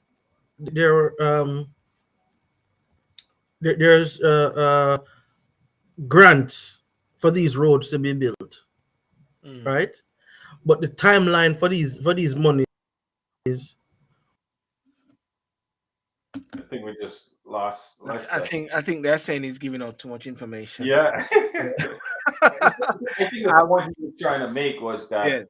oftentimes you make decisions based on the information you have. And sometimes you have the wrong information. And sometimes you depend on your advisors, right? So, because I have to make decisions, I just went through a process where I have to make, a huge decision Yes. for some stuff that we're doing. And, all the lawyers are involved. The lawyers will say to me, O'Neill, I'm giving you advice, right? I have to process that information and look at it from a risk perspective, right? And then sort of zoom through all the options and, make the best decision that I thought based on the data. And that's, literally when I made my recommendation, what I started with Silver was based on this information, based on this, I believe this is the lowest risk. Yes. Right. And I made that recommendation. And I think oftentimes we criticize the prime ministers, we criticize whoever based on decisions they have made, and we're like, wow, it's a bad decision. But how do I know it's a bad decision where I wasn't part of that deliberation or discussion, right? Yeah. And that's the thing with Jamaicans, not in Jamaica. We're a hearsay society, and as they say, if I tell you something and you tell someone, right, it change as it goes down the line. Yes, and I think yes, that's yes. what that happened. I want to, in the last few minutes, just to reflect on some key positions that the Prime Minister of the UK recently appointed for a new cabinet, Liz Truss. And ladies and gentlemen, you should know by now that even though Lester is back. Lester, okay, finish your point. I was going to go on to some appointments by the Prime Minister of the UK. Yes. What I was saying quickly is that we had some grants for some roads, but the grants had an expiration date on them.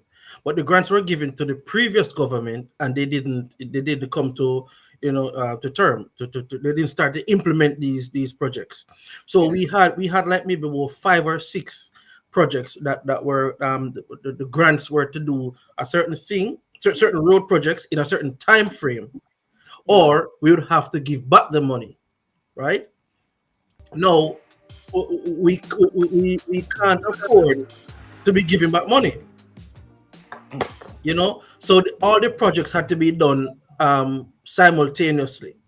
So people were cursing Andrew and saying that he that you do the whole of the road in one time, but there was a timeline and there was also a penalty involved in it. So these are some of the information that people don't have. No, God, cool him out there. Good evening, guys. Have a wonderful Saturday evening. Jody, how do you deal with that point? Sorry, how do you deal with that when he says that? Are you just bother with him? You see, the thing is, I'm used to being bullied. I'm used to being, dare I say, stalked. I'm used to being intimidated and tormented by people who are just intimidated by my presence and my beauty. Worst of all, I'm a smart one at that. Wow. Well, let's drink to that. Let's drink to that. This is some really strong coffee, guy. No JB in this. No JB? No, I can't manage. No, man, you can't do with that. You can't do with that. It's just really strong black coffee, and I need it now. This is an alcoholic show, you know. I know, you know. Remember, With Vita you had and Vita. It must be an alcoholic. Vita had a Neil, famous I haven't outburst. seen you in such a long time. O'Neill. Oh yeah, I haven't seen you in a long time, Jody. How are you? I am doing great. Yes, God you're is looking great. so much more handsome than some other people right now. I'm telling you, you're so charming. You see, that smile lights up my day. Jody, my wife tells me my wife tells me I'm at every day. Every day my wife tells me I'm at. Okay, O'Neill. yeah. Lord God. As his wife said, 3 handsome Jamaican kings. They were talking about King Charles, but she just shifted from King Charles. But O'Neill says Lord of Lords and King of Kings. Is that what you say, O'Neill? You are? Yeah, the conquering lion of the tribe of Judah. Rasta. Hold on. Have you heard about the Jamaican woman? Somebody knock on her door, and she said, "Who that?" Me, the Rastafari, King of King, Lord of all, conquering the Lord of Judah. She said, "I too much out of me now." Too much man out there. Let them tell you too much man. Yeah. Too much man out there. But listen, and Lester, finish your point. If anything, I want Jody. No. I would love Jody. No, I'm okay. Jody, as the one queen amongst the kings. Yes. Empress Menen, come in, roll in. Yeah, Jody. And lastly, what's your reflection on the Queen and the King Charles? I mean, recent passing. Well, firstly, on the Queen, I must say, there's something about the Queen that, for me personally, gives a sense of reassurance to female leadership, right? And I think she is the longest serving female leader, if I'm not wrong. Longest serving monarch, if that's the right word. No. Female leader of any country. I think she stands, in the first 5 of longest serving leaders in the entire world in history. Okay. Top 5, yeah, somewhere there. If not Number 3, she's number 2. Only other person, he was 4 years old when he got anointed, so that no count. Oh well, no, but right. Jody, you mean female leader? Yeah, not even female. No man, overall they have been okay. They have been leaders who served. I think I can't remember who it was. I know Switzerland had leadership. I think it was 72 years. Somebody who led Switzerland. Yeah, but and there's another one. I can't remember. Yeah, and then there was I think there's another country. I think it's an African country. I don't remember. Oh, what's the name that used to chop up the people? Yeah, he served very long too. Almost over 60 something years, or almost close to 70, if not more. Probably 80 something years. My history with this is kind of bad, but as a female, as I said, she always provided for me some level of security in female leaderships and how she has stood her ground over the years. So that for me is a huge representation. In terms of losing her, the entire world, I think has some level of respect, if not sadness, but just an acknowledgement of who she was and what she stood for and how she led. Now, the changing of the crown, now that has been interesting. I literally was half sleeping watching some of these things, live, because it's just one of those things. You grow up, you watch all of these wonderful things, even if it was on black and white TV, and you watch the documentaries. I'm one for facts. So I'm always watching these weird documentaries and shows that they present with these, wonderful facts and information. But I think. So Jody, didn't you watch the Prince Charles wedding with Diana in '82? Yes, I did. I did. You were like 2? What? What you just say? You know, say me not like Lester. I swear, me not come back. Look here, Stillborn. Me not come back here when man, because he's so rude.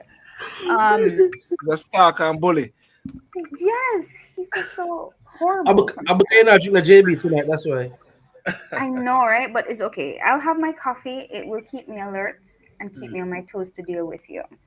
Right. So that's what that whole thing means to me. I mean, to say that it means anything else more significant, I would not be telling the truth. But the whole thing is historic. And I said to my son this morning, this is history in the making. This is going to go down in a history book somewhere. And you're witnessing it, just like I witnessed the wedding of Charles and Diana. I don't know what you're trying to say, sir. And I watched the pictures of the accident when she died, and I followed up on that, and I watched the boys grow up and all of these things, Sir Lester, and all of these things. So, I mean, I watched history being written, and I said the same thing to my 11-year-old this morning. You're watching history being written. This is something, it's going to be in the history books. So its significance is that much to me. You guys were talking earlier, what does this mean for the Commonwealth? What does it mean for Jamaica and so on? We have a whole list of days of activities too, and days of mornings, and all Jamaica of, is having 20 days of mourning. Is that yes, and 20 when days? flags, 12 silver. 12, 12. not Still, 20, still 12. nobody with Yes. it to the silver. Kind of a beat Andrew already, you know. No, Lord, I don't. Yeah, Let me tell you, I don't think people understand. There's some Jamaicans who dark bad doing all this stuff. I am on social media, They're Instagram and dark. Twitter and Facebook fighting off these people, you know. No, man, they're dark bad. I swear. You know, I mean, trust like, me. I've seen some of the comments, and I'm like, I think they don't fully understand where we are, Jamaica. And as Anil was saying earlier, what is the common man in the street saying? They don't know. So you can't. They don't care. Yeah, they don't care. They really don't care. Yeah. But this is something we must do because we are still under, For you our know, history. yeah, and it's part of our history, Mm. but they don't get that. So they're not gonna understand, and unless you are close to it, or unless you studied it and you understand its significance, then you're not gonna give. You're not gonna What? care. But Jody, but Jody, listen, let me show you how far removed a lot of people are, right? I mean, not about the common man, but about the Jamaicans span the world, even in the diaspora. The tourism, the TDB just revealed the Negril sign, which cost $12 million, right? 12 million Jamaican dollars. Yeah. And a lot of persons are up in arms that saying that they should use that money to fix road and fix hospital and do this and do that. I mean, I say it's TPD money, right? Yeah. And But but then there are remember there was a huge almost protest about the I think it was $17 million at that time for the Mobius for the sign. Montego Bay sign. Yeah, Mm. but what I'm saying is that to back up your point where people don't understand, I am saying, O'Neill and Silver, this is TPD money, It's a right? private company. No. It's tourism. It's Oh, tourism tourism. tourism TV. development company. But what I'm saying is that this money is from tourism, generated from tourism, right? No, this is a separate agency from NWA or local government. Why are you cursing TPDCO or the Ministry of Tourism to fix roads in Negril when you should be agitating your local government? Mm. That is the agency you should don't cost. That is this agency. So I'm telling them Mm. it is corruption if you're asking them to take TDD money to fix road, right? It's not how agencies operate. But what people are not understanding is how protocols and policies are, you Yeah. know, and they don't understand that, you know. But then these are the If we same do, people too, Lester, that will say Mm. what we're doing with the tourism money. Mm. Okay. I want to just move on quickly from that point there before we wrap up. I had said that the new Prime Minister of the UK, Liz Truss, as you know, she has recently won the prime ministership and wabbled straight into the whole throes of the dealing with Princess Queen Elizabeth death. It reminds me of Boris Johnson when he won. Right away, COVID came in, but she appointed some key figures, Anil and Lesson and Jody, and one of them is the Foreign Secretary, um, Right Honorable James Cleverly, local guy, a good friend of mine, Secretary of State for Foreign Commonwealth, black man, family member, I think he's mixed race, father also from Sierra Leone or so, and Kemi, you remember this other lady was running for the leadership, Kemi Badenoch, African, Secretary of State for International Trade and President of the Board of Trade. But a significant appointment she made was this gentleman here as a Chancellor, Kwasi Kwarteng, Chancellor of the Exchequer. And then the Home Secretary changed again from another Asian to another Asian, Suela Braverman QC MP. Well, she's going to have to be called KC soon because Casey, Queen's Council. Yeah. Um, and what the media house has been saying in the UK, interestingly, they say for the first time there's no white men at the top table in the top position in the UK, right? What's your take on this shifting? It's like a new order in the UK. What's your take on this, guys? I think the diversity is important, and I do believe when you put people in certain position that are qualified, that has certain life experience, makes a big difference. And I think you should start to look at representation at the top, because I forgot the name of the gentleman that there was something around police reform that they were debating in the House of Lords. And he asked a question, how many of you in here has been stopped by the cop? Not a few. How many have you been strip searched? Right? I've been stopped one time. I couldn't Right. find. I couldn't find where I was going, and I was going back and forth, and they asked me to do a breathalyzer test, and he said take it home with you as a souvenir, because I saw where I wanted to go, and I was going like this, and I went, oh. Yeah. So to me, I think it's important as you're appointing your cabinet, right? You're thinking about not just the skin color, but the diversity of experience and the life lessons that you could bring to the table. So I give her kudos for creating a very diverse and equity. What I would say, just make sure they're qualified, because one thing I don't get caught up in is, don't tell me you're going to appoint me because I'm black. Yes. Appoint me because I'm the best one for that position, and I could be successful, right? That's just mine. But I applaud her for doing it. But O'Neill, I see a lot of European countries now, especially in the teaching, in the police force, in most of the agencies, they are directly targeting diversity, because the problems that they're having here in the Netherlands, they're going into the community, they're asking persons of African descent, they're asking persons of Hindustan descent, they're asking persons of Moroccan descent to say, hey, join the police force. Did you say right? Hindustan descent? Yeah, the Hindus understand them, the coolie them, right? No, wait, Jody, this is no, Jody, no, hold on, well, Jody, this is not like you, Jody. Yeah. Jody. You mean Indian descent, of Indian descent? Yeah. Jody, this was Jody. This is not intentional, Jody. Jody, and Silver. Let me tell you, at this point in time, I wish there was JB in this, because I would sling it and make sure it reached Netherlands.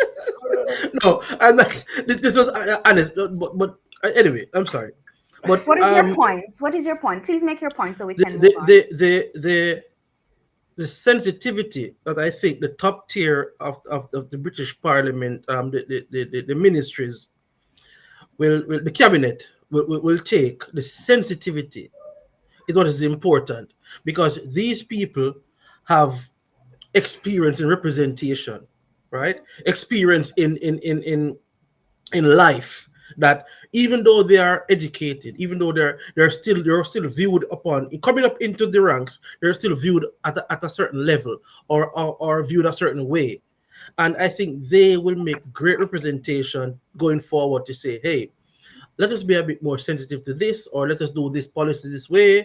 It's geared towards a better United Kingdom. You know what I think too, though, guys, and I've been seeing it not just in European countries, right across the world. I have seen where persons of different ethnical backgrounds have been selected for leadership positions, and even so, women. And what this has proven to me personally, the way I look at it, is that we have looked at it's just like, I think we were discussing something. I think it was during COVID about the same thing. I think where we did that Zimbabwe thing, Stillborn, I don't remember if it was that specific one, where we talk about the rise of the Black people.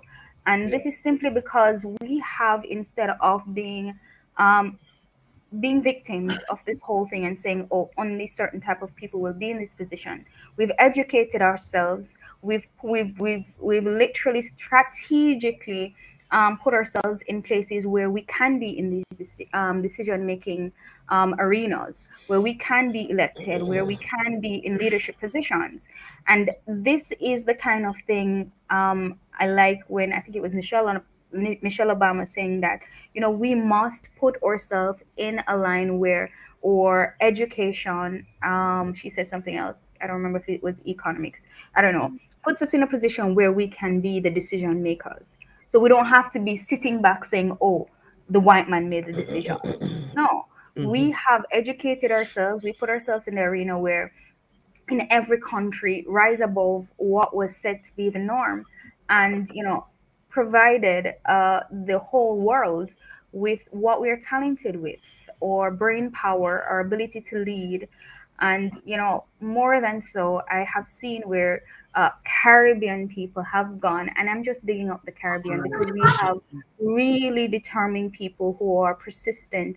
They go into other countries, they find out how the leadership structures work, they go do the correct subjects, they go to the right universities, and they put themselves in a position to be decision makers. And that's one of the things that I admire. And I think somebody last week was mentioning that Jamaican people are very, very smart, educated people, and this is why other countries crave us so much, because they recognize how good we are at what we do once we start doing it. And all across the world, I think that is the approach that most of us as Black people of minority culture are now becoming persons in as heads of states, as decision makers, because we have fought down the whole idea of, oh, this is where we are and this is where we should stay, and become educated so that we can be in these arenas. So I don't think it's just as a matter of because you're Black or because you're Asian or because you're Chinese or whatever. I just think people have just decided to take a different approach to how they can change the world instead of just sitting Yeah. back. Yeah. I think it's a combination. For the UK, it's a combination of factors here, whereby these persons are ably qualified. Yes. And at the same time, there's a clear need for representation at the top. Conservative persons or Black tend to get a very harsh judgment Yeah. from within the Just Black like in the community. US. Same Yeah, thing from in the the Black community. They call them different names. I mean, right now these guys are being called different names. Some are saying some of them are whiter than white people. If you know what I'm trying to say. Well, you see, I was speaking to a guy the other day. He's 15 or 17. He's gonna come on my show sometime. A young boy, and he's creating some business with his handsome, fantastic young man. And I said to him, "Do you know who the Prime Minister of the UK is?" And he said, "I think it's Eliza or something like that." You realize he's not involved in politics. And I said to him, "Do you know who is the new Chancellor of the UK?" He said, "No." "Do you know who is the Trade Secretary for the UK?" He said, "No." "Do you know who is the Foreign Secretary, the face of the UK?" He said, "No." "Do you know who's Barack Obama?" He said, "Yeah, I know Barack Obama." So you see what happened there? He lights up because he realized that Barack Obama is that sort of hope figure, which he sees. But you see, if the youths are not seeing persons within their close proximity, they may see someone far away.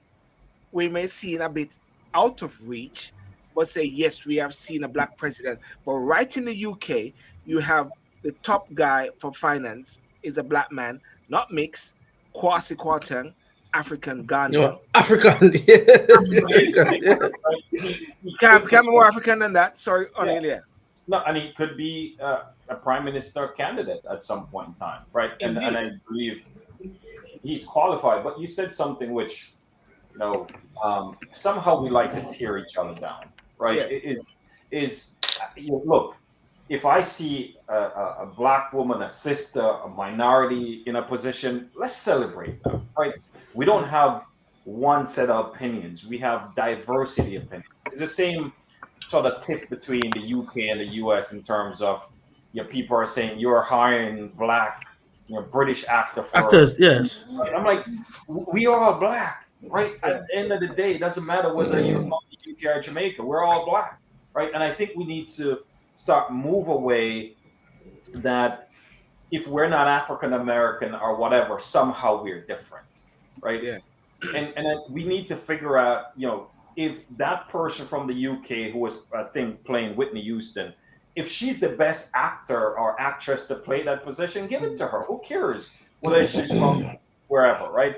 And I think we need to celebrate that. And I think that's why you see other community embrace their people, right? Knowing that it's a big tent and we all have diverse opinions, right?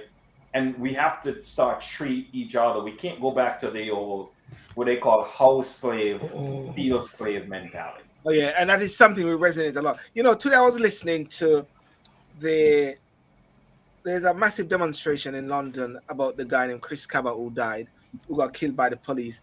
And I listened to some ladies there, and I tell you, they really moved me just I listening to mean, them. what's in that big bottle? That's a really Water. big bottle. No, I don't water. believe you. Yeah, he cannot stand up. He cannot. If police ask him to walk the line, he won't be able to. Listen to this lady. Listen to this lady here. She's really powerful.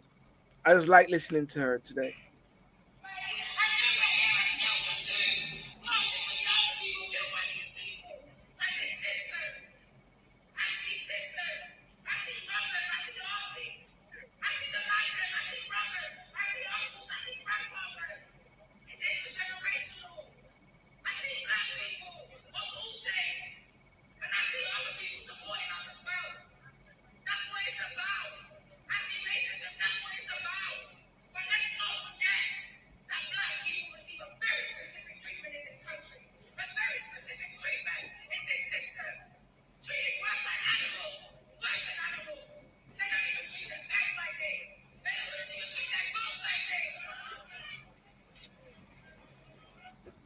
You know, I tell her why. I just listen. Just listen to this.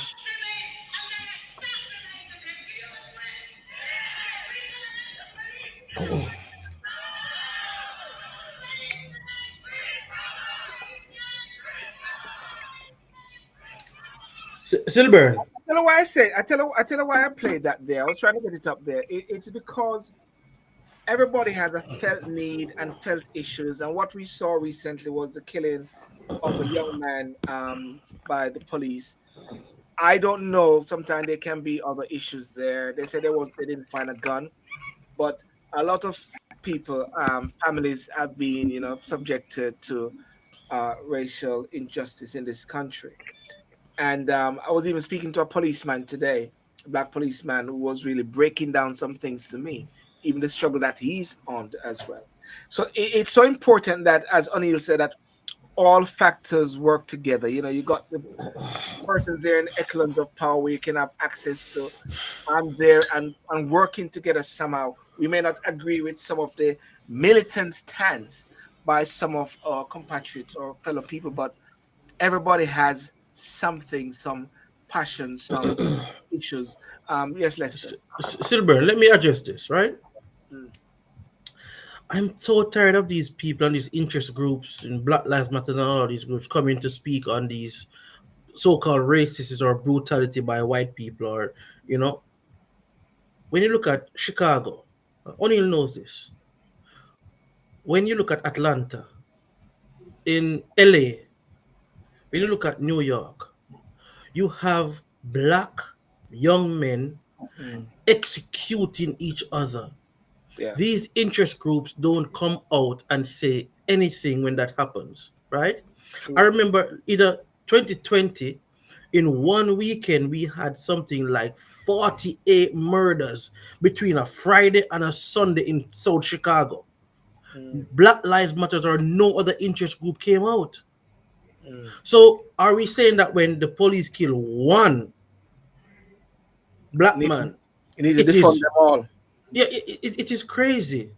What are these same interest group doing about, right, the black gangs that are eliminating each other, right? We have seen in the past 2 weeks where I think 3 rappers have been killed. There was a rapper also recently, earlier in the year, that was on an Instagram live, and he was shot 12 times on Instagram live. We don't see the interest groups coming out to say anything. And this is what sickens me, is that we can't be so blinded by race that we don't say, look, our own race, we're eliminating ourselves. Yes. Right? Our own race is not investing in our own communities. We are not. Yes. When you have 13% of the US population, right? That has a $2 trillion spending power, right? But they invest this money into the white community. Yeah. But they don't invest that money into the black community. There's where the problem is. I think That's we might where have the problem is. we might have to take this over to Instagram. Only we're gonna wrap up. Just realize it's past 12. Only I there. think, my perspective on it, one has to treat each incident differently, right? Mm. I don't know the background of this killing, but I do believe it's a larger societal issue around trust, right? One, there's a distrust between us, our community, and the police. I think some of it is because if you go into certain community, the first time you see a police in action is maybe arresting a family member. So we have to fix that bit there, and we have to figure out how to gain back that trust between our community and the police, right? And people could speculate and say if it was someone else color, a different color, would they have, fired, right? Don't know, but I think we as a society have to figure out the root cause of some of these issues in our communities, right?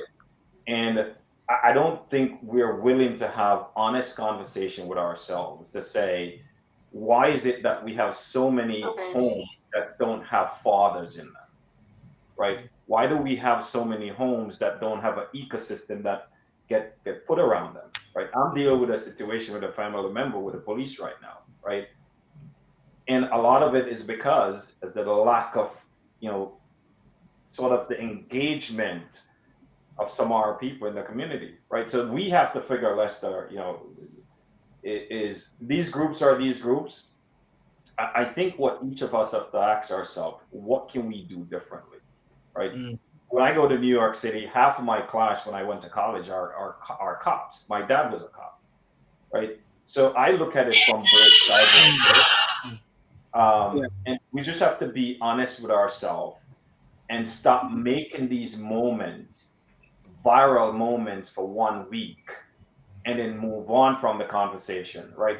I tell people, George Floyd changed the psyche of corporate America because it was the first time you see something like that on video where someone did what they did. And I don't care what color you were, right? Just the callousness of how that happened changed the conversation in a good way. I think now we need to take it to the next level and say, okay, how do we build back trust in our community? And I think we take these groups who come out for a week, they protest, and nothing happened, right? We have to figure out how we take back the narrative and figure out how do we engage on a higher level so these issues don't continue to boil. So that's my take on it. No, well said, Jody. Your last word. I'm split with this whole thought.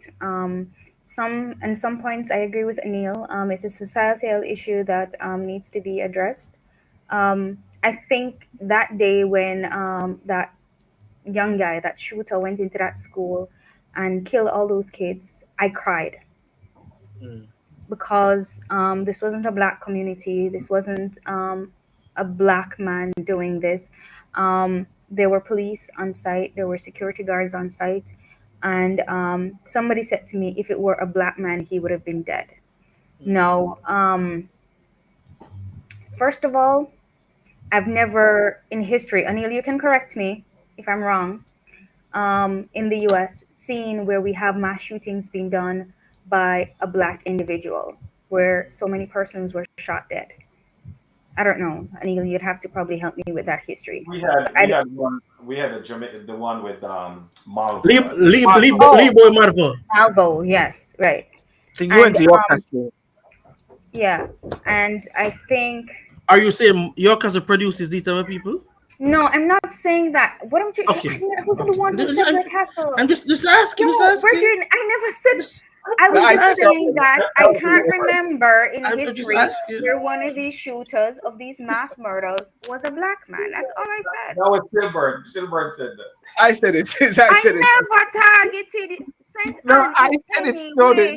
Nothing to do with it. He's just picking on you, Jordan. I said it. Oh God. Jody wants some weed. Don't worry, man. I'll get some when I'm done. I need it. It's my medication. All right. So, So what I'm saying is, there've been so many protests about, as Lester said, as I said, it's split for me. There are real issues that need to be dealt with in terms Yeah. of trust, as Anil said. But Yes. also, I am kind of agreeing with Lester because, as Jamaican would say, it becomes a 9-day wonder. Once a black man is killed, they start these protests that they don't last for very long, and then they don't come up with a plan. They don't say, all right, as a black community, this is what we are going to do to reduce the crime, to help to prevent this from happening.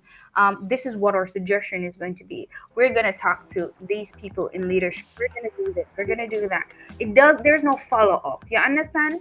And while the protest may be Instagram or Facebook or social media savvy, and they get viral and all of these things, where does that leave us? To do another protest that's going to be another few days of viral videos? Listen, and I think we need this in our Jamaican society too, guys. I was thinking while you guys were talking that I've never seen a magazine published in Jamaica where we have highlighted the great Jamaican leaders of our time. You know what I mean? Like, and I'm not talking about our historic people. I'm talking about presently Jamaicans who are doing brilliantly even in other countries, who are employed at NASA, who are in high ranks in the army in other countries. I mean, and in here too, Jamaica, in technology, we do so well in technology. Like every time I see how advanced Jamaicans are doing in technology, not just here but overseas, I'm like, wow, how come we don't hear about these people? You know? And I want my child to have that aspiration. How many Jamaican pilots are there? How many Jamaican pilots have flown commercial flights to different places in the world? I want my kids to have a figure that they can look up. This person came from my country, which means I can do it. Everybody profiling. Now you ask a little child. I saw they dress up a little child in a what you call it, careers day. Man say want to be a gunman and he want to be a scammer. This is careers day. How scammer dress? How scammer dress? Look here. You know they have a profile, Mr. Blogging God. Yeah. You understand me? Bleach and tattoo and pants on about it. Bleach and exactly, and some slippers and them polo and them things there. You understand? You make your friend buy Ralph Lauren because you wear a Ralph Lauren in Jamaica, you're a scammer. You get what I'm saying? Oh, you don't know these things. Oh no, so no, never done it makes you kind of. If you drive a certain car, you're afraid to drive that car, buy that car because you might be stopped by the police because I was stopped 12 times in Jamaica in July. 12 times. You understand? You should have asked me before you rent a car because I tell you what not to rent. So therefore the police would have asked. There was one time it was a Tita. My sister bought a Tita and I drive my sister Tita and the police stopped me on my way to work. So are the police asking me have my nursing ID and I say, yo, I'm at work. I'm working. Sorry, is it the police knowing that these guys draw a particular vehicle that they try to get something from? And they will change it after a while. You will see them all in Titas, then you see them in Axios, But that's why when I was in Jamaica, Silburn, I wore my shirt almost every day when I'm going on the road. Well, that's a good thing. Because you just save yourself a lot of trouble. I mean, you have to I did. I got off a lot of times, you know. Sometimes even if I'm not working on the road, Lester, I have on my nursing ID once I'm driving. Because it's like a thing. I think you need to liaise with Jody when you go to Jamaica next time. Anyway, guys. You want Vito? Jody hard to find, you know. I'm not hard to find. Jody, you know what happened, Jody. You're not loaded up, but you know what happened. Anil, you didn't find Jody when you went to Jamaica as well, did you? Anil, this is the thing, right? If I'm not busy, I have to be cautious. Because as I tell you, we need to talk, Anil and Lester. Cautious. Because there are people who are trying to destroy my life by creating stuff. So I need you guys' help. All right, no problem. Jody, link me, man. Link me. You don't know. You have a number, man. Link me. We know how to deal with these things, right, Lester? Link me. Just link me. You know my thing already. Yeah. Right. Anyway, wonderful guys. I don't think we're going over to Instagram because Silver looks like he's falling asleep. Oh, we'll see. Okay. Yeah. Anil? Well, I think the one thing I say, Jody, pull the thread and what you said about highlighting the successes. There's a organization, I forget, I'll get the name for it. And what they've been doing across Latin America that don't know the Caribbean, they started in Mexico, and they went in and highlight people who are doing amazing things. But what they have started to do is work with the families that are influential. For example, in Chile, right? That's why Chile became the technology hub. There was few families that controlled everything. And if you started a business, their immediate reaction was to try to kill your business. But this organization that says, why don't you invest in Jody's company rather than trying to, right, get rid of that company? And it has created so much, millionaire, right? So now you could say, look at Jody, who owns a technology company. And Jamaica is one of those countries because Jamaica is controlled by a few families. Yes. Right? Yes. Yes. And if you could get them to say, look, go into these communities and invest. Thank you. Right? That is it, Anil. That is Thank it you, right there. Anil. That's the thing that I believe you could do, because Jesus. there are people in these communities, all they want is a simple opportunity. Yeah. So, That is Anil, very- thank you so much for saying that. Because I've always said, I said on this program, the crime will change when rich people start care about poor people in Jamaica. True. Everything will change. But what you said, that investment is important. Imagine you have a small cook shop, and it was the community supporting that cook shop. But if there was a wider support for that cook shop, she or he can expand to a restaurant, a proper restaurant, and not just a cook shop. So these are some of the things that we need to resort to. That's a great thing, bro. Then Hold on. I said let's pull the thread on that, because I think you could mobilize a couple of people who could do that? around the topic, Yeah. and say, hey, why And don't Mr. you? has a lot of resource people. Yeah. So he can probably know the target people that we need to get in touch with to get this done. I mean, I'd be in on this project, honestly, because I have two boys and I'd want them to look at people who are influential from our country around the world and say, hey, one day I want to be like that, Set up some meeting, Lester. Yeah, please do, Lester. Listen, I've already volunteered. O'Neill, Vita will be reaching out to you on a particular issue, so we'll talk. We'll definitely talk, and I should be in the DMV area very shortly. All right, let me know. All right.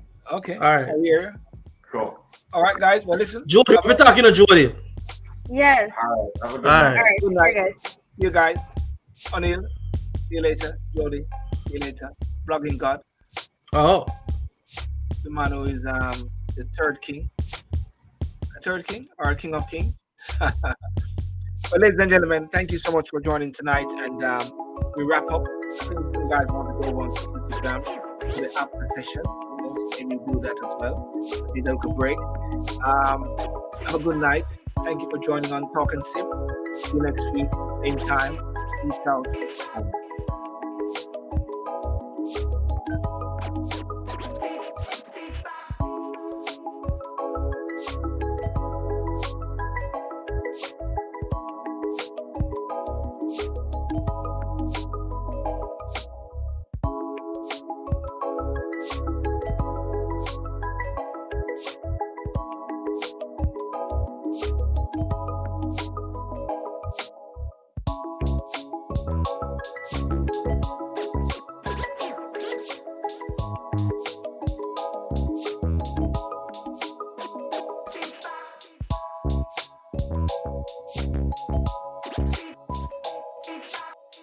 Thank you.